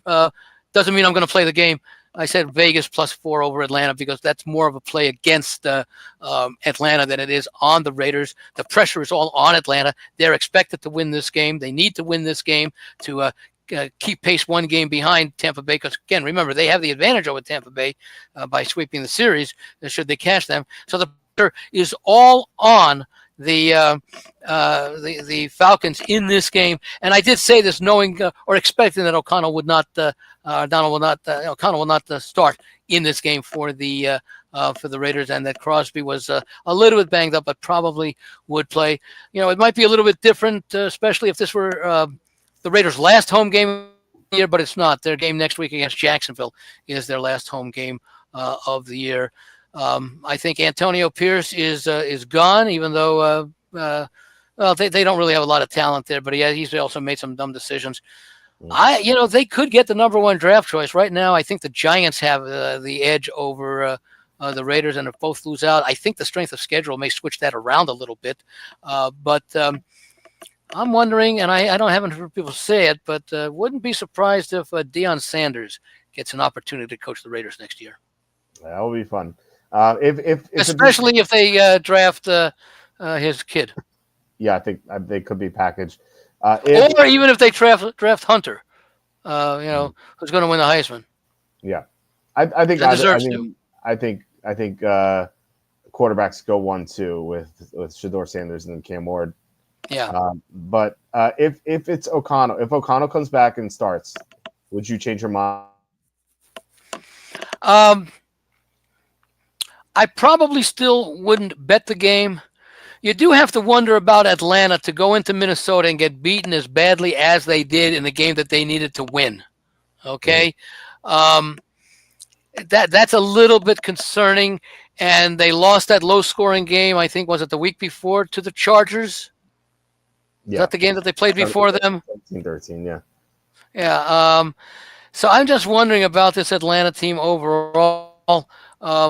They had the Charger game. And that was coming off their bye, so they're 0-2 coming off the bye after getting blown out at Denver. So I'm just wondering if this Atlanta team, again, a lot of people liked Atlanta. A lot of people bet them over their season win total. I want to say it was maybe 9 at the start of the season, and they were playing well at the start of the season. I was one of the people who thought that I can't bet the Falcons over 9 until they prove they can do it, that they can come close.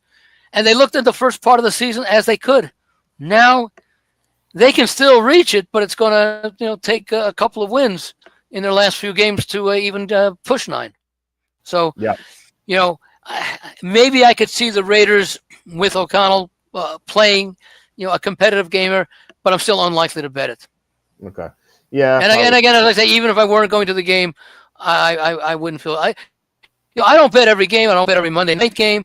I don't bet every Thursday night game. If I like them, I bet them. Okay. If I don't, I don't. And I don't. And again, I don't try to talk myself into making a bet just to make a bet just because it's on the TV, because that's the best way to lose. That's why I tell people in these contests, think twice and then think again about playing the Thursday night game in the contest where you pick 5 of them and you got until Saturday afternoon to turn your picks in. Because as much as you might like the Thursday night game, take the extra 48 hours to feel really confident, or as confident as you can, about your other 4 picks. Okay.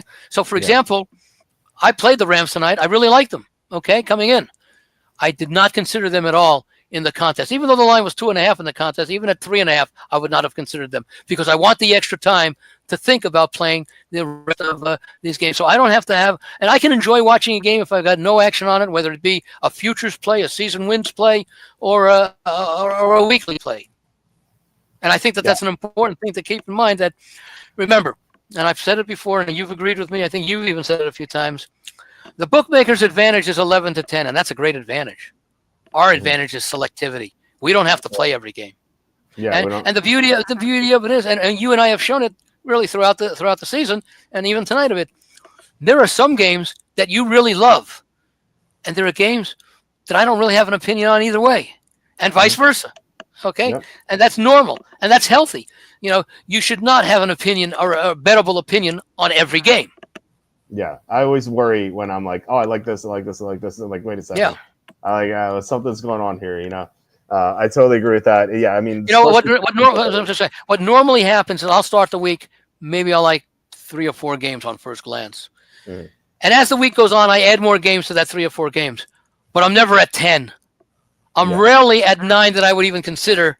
And generally I think the most unique teams I've ever played in the contest this year may have been 7. Okay. Possibly 8. Okay. Because 8 would give me the opportunity to play 2 of the same teams and 3 unique teams in one contest and 3 unique in the others. But that happens extremely rarely. Usually I'm debating between 6 or 7 teams maximum. I feel the same way. I'm usually like between 6 or 7, and I'm like, it always kills me to leave off that last team. I'm like, oh man, I left them off. They're going to cover. Like it always seems to happen. I had a conversation today with a client of mine for the contest proxying who won the 3-week mini contest at the Westgate a few weeks ago. Who was tied with me. We both had bad weeks. We were tied at 14-1 for the quarterly contest at Circa. He ended up tying for 5th. I ended up just missing out because I think I went 2-3 that week. I think that was the week when I liked may have been the week that I liked the Bengals, or maybe it was the week that I liked someone else the following week. But I think you had Minnesota minus 3.5 that week. I remember. That was the week. It was against the Cardinals. Yeah, I think that was it. That was one of the 2 that I really liked. I don't remember the other one, but in any event, he's now, I think, right. He was in a tie for the lead at Circa. Okay, wow. Going into last week, I think he went 3-2 and dropped a couple of places. I think he's tied for 6th or something now. Anyway, we speak now the last few weeks because he's doing so well that he wants my opinion. He gets my newsletter as well, so and he gets a lot of my picks. So we've established a nice friendship there. In fact, he's actually also coming to Vegas to go to the Monday night game, and we're trying to find out a convenient time for a bunch of us to all get together and enjoy a dinner. But he asked me today. And I don't mind telling him, even though we're competing in the same contest, I don't mind, sharing what I'm thinking. So he asked me who I was thinking of. And I said, right now, I'm looking at 7 teams. There are 3 teams I know I'm going to play, or I'm pretty sure. And let me see who those teams were. I think the Steelers were one of them. The Broncos were one of them. And let me see. Kansas City was one of them. Okay. And I said, of the other 4, I'm leaning right now to Miami and the Chargers as the other 2. And then the other 2, I was leaning to, I think, the Jaguars and then the Vikings. Those were the 7 teams. I was not considering the Bills-Lions game. I was not considering the Packers-Seattle game. I was not considering one other game. No, it wasn't the Jets because I was considering that one. The Dallas-Carolina game, because I could see those. I could easily see those games, especially the Lions, Bills, and the Packers-Seattle game. I would not be surprised if either team won that game. Right. Okay. I might be a little bit surprised if Houston. That was one of those games that I was kidding. I would be surprised if Cleveland beat Kansas City. Not that they covered, but I like the situation with Kansas City. I would be surprised if who were the other ones I mentioned? I think that I was talking about. I would be surprised if Indiana beat and covered again. Not so much covered, but beat Denver outright. I think because most of the time. Favorites who win will cover, I think, about 83% of the time. Well, no, I'm sorry. 83% of the time, the team that wins covers. Now, of course, part of that includes underdogs. But favorites who win cover, I think, probably about 2/3 of the games that they win. Okay, so looking at that. Teams that win cover are there. There's 7,423 and 1,508. That's 83.1%. So yeah, 83%. Like you said. Is that favorites that cover, or is that teams that win games? That's just teams that win games. Yeah, which includes underdogs who win outright, who obviously cover as well. Yeah. So what would you ask? Favorites that win. Favorites that win. Just favorites who win straight up. How often do they cover? 74.1%. Okay, I said what, about 2/3 of those? Yeah, I said about 2/3, so it's even a little bit better than that. So, especially when the numbers are low, if you split up. So, I said I would be surprised if Kansas City did not win. I'd be surprised if Denver did not win. And I don't need Pittsburgh to win. I just need them to cover. Right. So, but the point is that's how I go about that. That means that there are 16 games. There are 9 games, more than half the field, that I considered not using in the contest and probably not even making bets on. Mm-hmm. Because if I were considering making a bet on them, I'd be considering them for using them in the contest. The exception being the Rams tonight because it was a Thursday game. Yeah. Makes So sense. again, that's the boy. We ought to make a mini series out of this. I think we're at 3 hours just about. We're a minute away from 3 hours.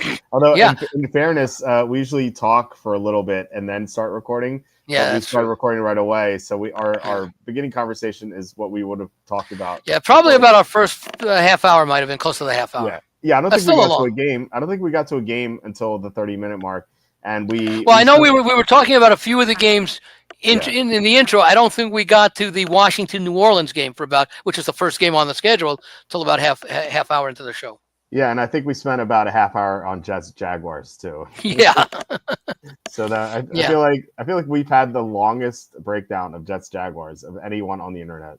So there's And when you something about when you combine that with what we spent on the Giants and Ravens, it's probably yeah. an hour worth of time that people cannot have that hour back in their lives. I apologize. Oh no, it's great because You could have been doing something more productive, like sleep. it's the opposite of what you see on these the Sunday morning shows Yeah. where they spend all the time on they're going to spend all the time on Bills, Lions, and Eagles, Steelers. Yeah. They're not gonna spend By the any way, time let me. I was just going to say, let me also make an exception to all the time we spent on the Jets, Jags, and all the time we spent on the Ravens, Giants. There are some people listening who have an interest in those two games. Yeah, Okay, absolutely. they want to know what people Now, maybe it's only 15% of the audience who want it, but I think the good thing we do is that we do devote time to each game. Well, yeah, and I think Maybe not that much, but again, there were unique things about the Ravens game because of the big point spread, and about the Jacksonville game because of the Jets being favored by more than a field goal. Yeah, no, I think is more so. We were talking about gambling philosophies or handicapping. We do that, a lot too. With those games rather than the individual matchups. Yeah. But I would say overall, people are listening are interested in winning money through bets, and so talking about the games we like, I think is so important. So it is, and also why we don't like games. Right, exactly. Because, a lot of it is because I used to be much more numbers oriented than I am today. Mm-hmm. Because it comes with experience. Numbers are a guide. In fact, the example I use is that before the internet, okay, the idea was to develop the best power ratings you can, okay, and then was to consider all the other factors, but the main thing was ultimately come up with the best numbers that you can, and you went by your numbers. Now everybody has access to pretty much the same numbers, and now it's the interpretation of those numbers. Will the team play better or worse than their statistics? Is the situation significant? How significant is the rest factor? Things that are not they're not built into the statistics. They may be somewhat built into the line, but again, how much? They say, a quarterback is worth 1 point. Okay, well, tell me a 1 point play in football. No, there is no 1 point play in football. It's either 3 or 7. Okay, 6 occasionally, 2 rarely. Although it's a little bit more with the 2 point conversion and the safety. So I think that a quarterback, maybe it's worth 3 points. Maybe it's one less attempt at a field goal that you're going to get. Mm-hmm. And maybe if you're missing Joe Burrow and Jamar Chase, maybe that's worth a full touchdown. Okay, because the backup at both positions may not be able to complete a touchdown in the the way that Chase and Burrow would. And maybe they wouldn't be able to get a field goal situation. So, I mean, now that's a bit of an extreme example, but the point is that sometimes cluster injuries, I think they're valued a little bit more. But again, look at the injuries in tonight's game, for the 49ers that totally affected their inability to do anything on offense.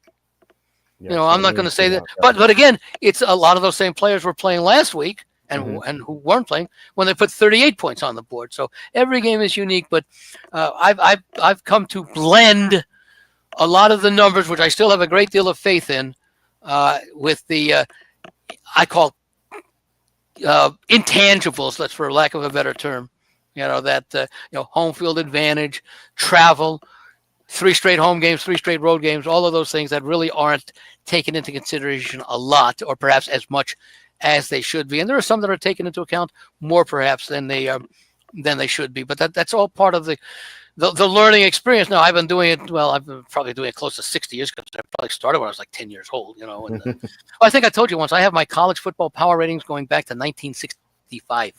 That's great. Oh man. I think there were only about 75 or 80 teams that were charted back then because they used to have Division 1A, 1A, and 1AA, and 1A basically had the major conferences. There might have been about 75, 80 teams, and then you had more teams and more conferences come in there, like the San Diego States and things like that. But you learn a lot over the years, and I've learned that the main thing is that power ratings are a tool. And that's I believe in analytics, but only as a tool, not a Bible. Yeah. Yeah. There's so many things. It's like be aware of them. Yeah. But also be aware of situational use of those analytics. Like people who say, analysts that may say, well, you have this amount of success on a 2-point conversion. Yeah, but is that early in the game, or is it what Mike Tomlin did after scoring the first touchdown for a few years? Mm-hmm. It's got to be a different percentage there. The quality of the teams involved, the success rate of each team, and the formations they use, the plays they use. So, but see, the issue there is that the more you start breaking out the data sets by requiring more specifics to be known, the smaller the data sets become. Mm-hmm. So instead of dealing with like your 7,000 games that you were talking about before, going back, 30 years or whatever, if you start to isolate it and say, okay, how do favorites do after they've covered their previous game as a favorite? Okay, you're going to reduce the number of games, and you might get a little better answer, maybe a little worse answer, but it's something worth knowing. But it's better than just broadly taking every team in this situation, or all teams in this situation have this as a record. You do have to sometimes split it out. And again, one of the reason I like using 6 teams when I go back, that's my part for a lot of things I do, is that over the course of 6 seasons, teams will play roughly 100 games. Mm-hmm. Okay, 96 games under the old 16-game format in 6 seasons. Now it's 102 with extra game added for 6 seasons. We're not quite there yet because it's only been a few years. Right. And I would say that in 6 years, there's probably, and I don't know the numbers, but I'm going to say it's probably a 75 to 85% turnover in personnel. Okay, that the roster 6 years ago, maybe only 10 to 15% of that roster, regardless of what the position is, although obviously a quarterback would be important. And, on Green Bay, a quarterback's, play for 18 years, when you're talking about Favre and Rodgers. But that you're still talking about the rest of the roster and the pieces that fit together. So 6 years for me has always been something reasonable. But even in 6 years, there's probably been, I'm going to say over a 6-year period, and I don't know what your guess would be here, whether I'm high or low, so I'll be interested. I'm going to say over a 6-year period, a 75% change in coaches. That 75% of the coaches coaching today, maybe that's a little high because we do have a lot of longsters, but you also have a lot of 2- and 3-year coaches. So that 75% of the coaches who were coaching in, 24, 23, 21, in 2018 are still coaching today. Now we know that Tomlin and Harbaugh and there's one other guy I'm thinking of that has been coaching a long time as well. Andy Reid. Yeah, Andy Reid. But that still leaves 5 spots to get up to 5%. Yeah, I think you're right. I mean, it's a huge turnover. I think you're probably close 75%. Yeah, it's like coaches do get fired all the time. Some who even coach well get fired, like Mike Vrabel, for example. I thought he did a great job in Tennessee, and they replaced him with someone worse. So well, I think because a lot of it had to do with that year. What was it, 21 or 22, where they had that like 8-1 record, and then I think didn't even make the playoffs that year or something, and then they followed it up with a bad season the following year, and maybe 2023 was the third season. Let me go back and see if I can check on that. And even though he had been a good coach and highly respected coach, I think the fan base sometimes clamors for a change because, hey, we've gone backwards. Let me see. It was 2021 was the year when I think they had that great season. And then 2022, they started, let's see, they were 0-2. Then they were 5-2, 5-3, 7-3, and they lost their last 6 games. I think it is 6 or 7 games. Mm-hmm. 7 games, and then they followed that up in 2023 with a very mediocre season that ended up 6-11. So I think that may have had something to do with it. I'm surprised he's not coaching somewhere else, but I think he will be next year. I would assume so. And he might be coaching the Jets. Yeah, I assume so. And Bill Belichick is out of the mix, so yeah, it's one spot that opens up for sure. So did that catch you as very strange? I was shocked by it. I was until I found out a few things. I mean, you'd think that chasing down Don Shula would have been, a high priority, but apparently he's had a long time desire to coach college football because his father was a long-time college football coach. I think he was assistant at Navy for like 15 or 20 years, and I guess maybe he wanted to honor his father or something by following in his footsteps to a certain extent, and he'd achieved everything he can. I think he got, I want to say, was it a 5-year contract for some outrageous number? And he's 72 years old. Yeah. I think, maybe he knows something. Maybe he's going to start hanging out with his girlfriend's friends because they're about college age, So maybe he'll learn something. No, the thought that I had there is, will he be able to relate to kids who are literally more than 50 years younger than he is? Mm-hmm. Well, all you have to do is hey, look at my rings. Yeah. Well, see, that's the thing he said, and see, that's where I'm interested how the alumni is going to react, because he talked about what he wanted to do with the program. He wanted to get players with talent ready to play at the NFL level, and be good football players, the best they can be. Blah blah blah. He did not say anything about winning national championships or winning games. Right.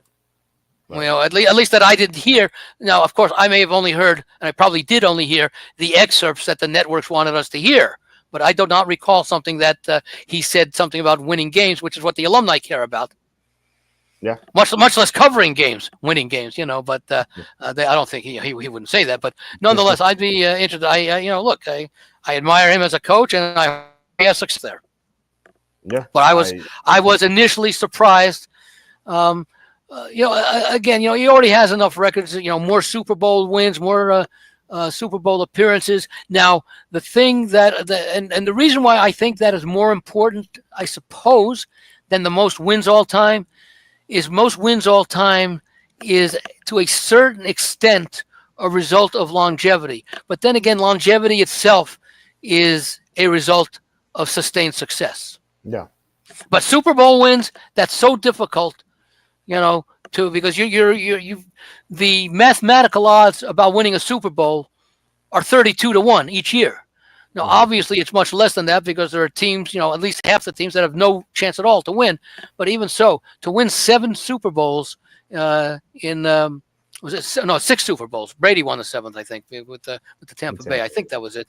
But to win all those Super Bowls is quite an accomplishment that will be difficult to beat. Yeah. Yeah, it's absolutely true. Although Andy Reid has a shot with Mahomes, we'll see. Yeah, what's he won? What's he won now? 4? He's 3. 3. Yeah. He didn't win any. He got to the Super Bowl with Philly, but he never won one. Yeah. He got to a bunch of NFC championships. Yeah. Only one Super Bowl, and he at least covered the spread in that game. So maybe that was what? Was that the Carolina game? No, that was the Patriots. It's Patriots Eagles. Right. That was right. I was thinking of the Carolina New England Super Bowl where there was a lot of scoring in that fourth quarter. Yeah, the loam to Steve Smith was pretty crazy in that game. All right, well, we have one comment here to head out. Cassandra says, "I like the long Andy streams. I handicap while listening. I get a lot done. Get some new information." So I appreciate that. I'm glad that it's liked by at least one person. Hopefully, it's more than one person. But no, I like that because I especially like the fact that he handicaps during the podcast. Yeah, we had 274 listeners tonight, so that was nice for a late night here. So all right, so I got guys. I urge you to check out Andy's website here and his newsletter. It's a lot of information on there. Yeah, I keep saying I'm gonna revise it. I was working on it this week, and I'll probably get a chance to finish it up there tomorrow to let them know what they can do as far as the playoffs and the college bowls go. I don't know how many of your listeners are involved in college football. I imagine some are, but probably most of the people, I guess, are listening for the NFL, because that's basically all we talk about. Yeah. No, So I would imagine that. Yeah, there's gonna be overlap. I mean, people Yeah. listening want to bet on anything Well, here. So the thing that's good is that for the people who do listen here for the NFL, as opposed to listening to NFL in college, every hour that we would spend on college football is 1 hour less that we're spending on talking about the NFL. yeah, that's absolutely true. Last Saturday, we were trying to. My guest was, or my co-host was trying to brainstorm how to bet sumo wrestling because that is to Japan. Right. Yeah. I was checking the sports books because it's the most rigged sport in the world, according to Freakonomics. Just because. Well, don't tell any of the sumo wrestlers that, they'll sit on you. I know. Yeah, I'll never say that to their face, but yeah. So, all right. So, guys, check out thelogicalapproach.com. The link is in the description. Sign up for Andy's newsletter. I tell you, there's so much great information on there. Totally worth it. So, check this out. And please hit like, subscribe, comment below, share this video, visit the link in the description for the merch store. And thank you so much to Joe Fascio, $40.99 super chat. I really appreciate it, Joe. All right, guys, we'll be back on Saturday with Tom. I don't know if we're going to be talking about sumo wrestling again, but we'll be talking about the injury reports and our final thoughts with these Week 15 picks. And then same schedule as always next week. And Andy, thank you so much for joining us once again. I love these episodes with you. I feel like I learn something new all the time, and I love the conversation that we have going. Well, I enjoy it also, and usually I'm thinking about dinner when we're done, but tonight I'm thinking about breakfast. Yeah, well, I mean, I still have some work to do too. So my wife jokes that I'm on the West Coast schedule here, even though I really so. I enjoy it, and we spend 1 hour, 2 hours, 4 hours. Doesn't matter. I can talk this stuff all night as long as I don't lose my voice. Yeah, me too. Last question, Stanley asking if Belichick's going to have recruits to UNC. Yes, he can point to his rings, like I said, or he can point to his girlfriend. I don't know which is more impressive. Well, well, for the players, it might be the rings, the girlfriends rather. But I think that, although she's taken, but nonetheless, I think he'll have some initial success. Because of his long-time success in the NFL, he knows what to do. He's coached all kinds of players, and the connections that he has in the NFL. People he's at. Look, you remember the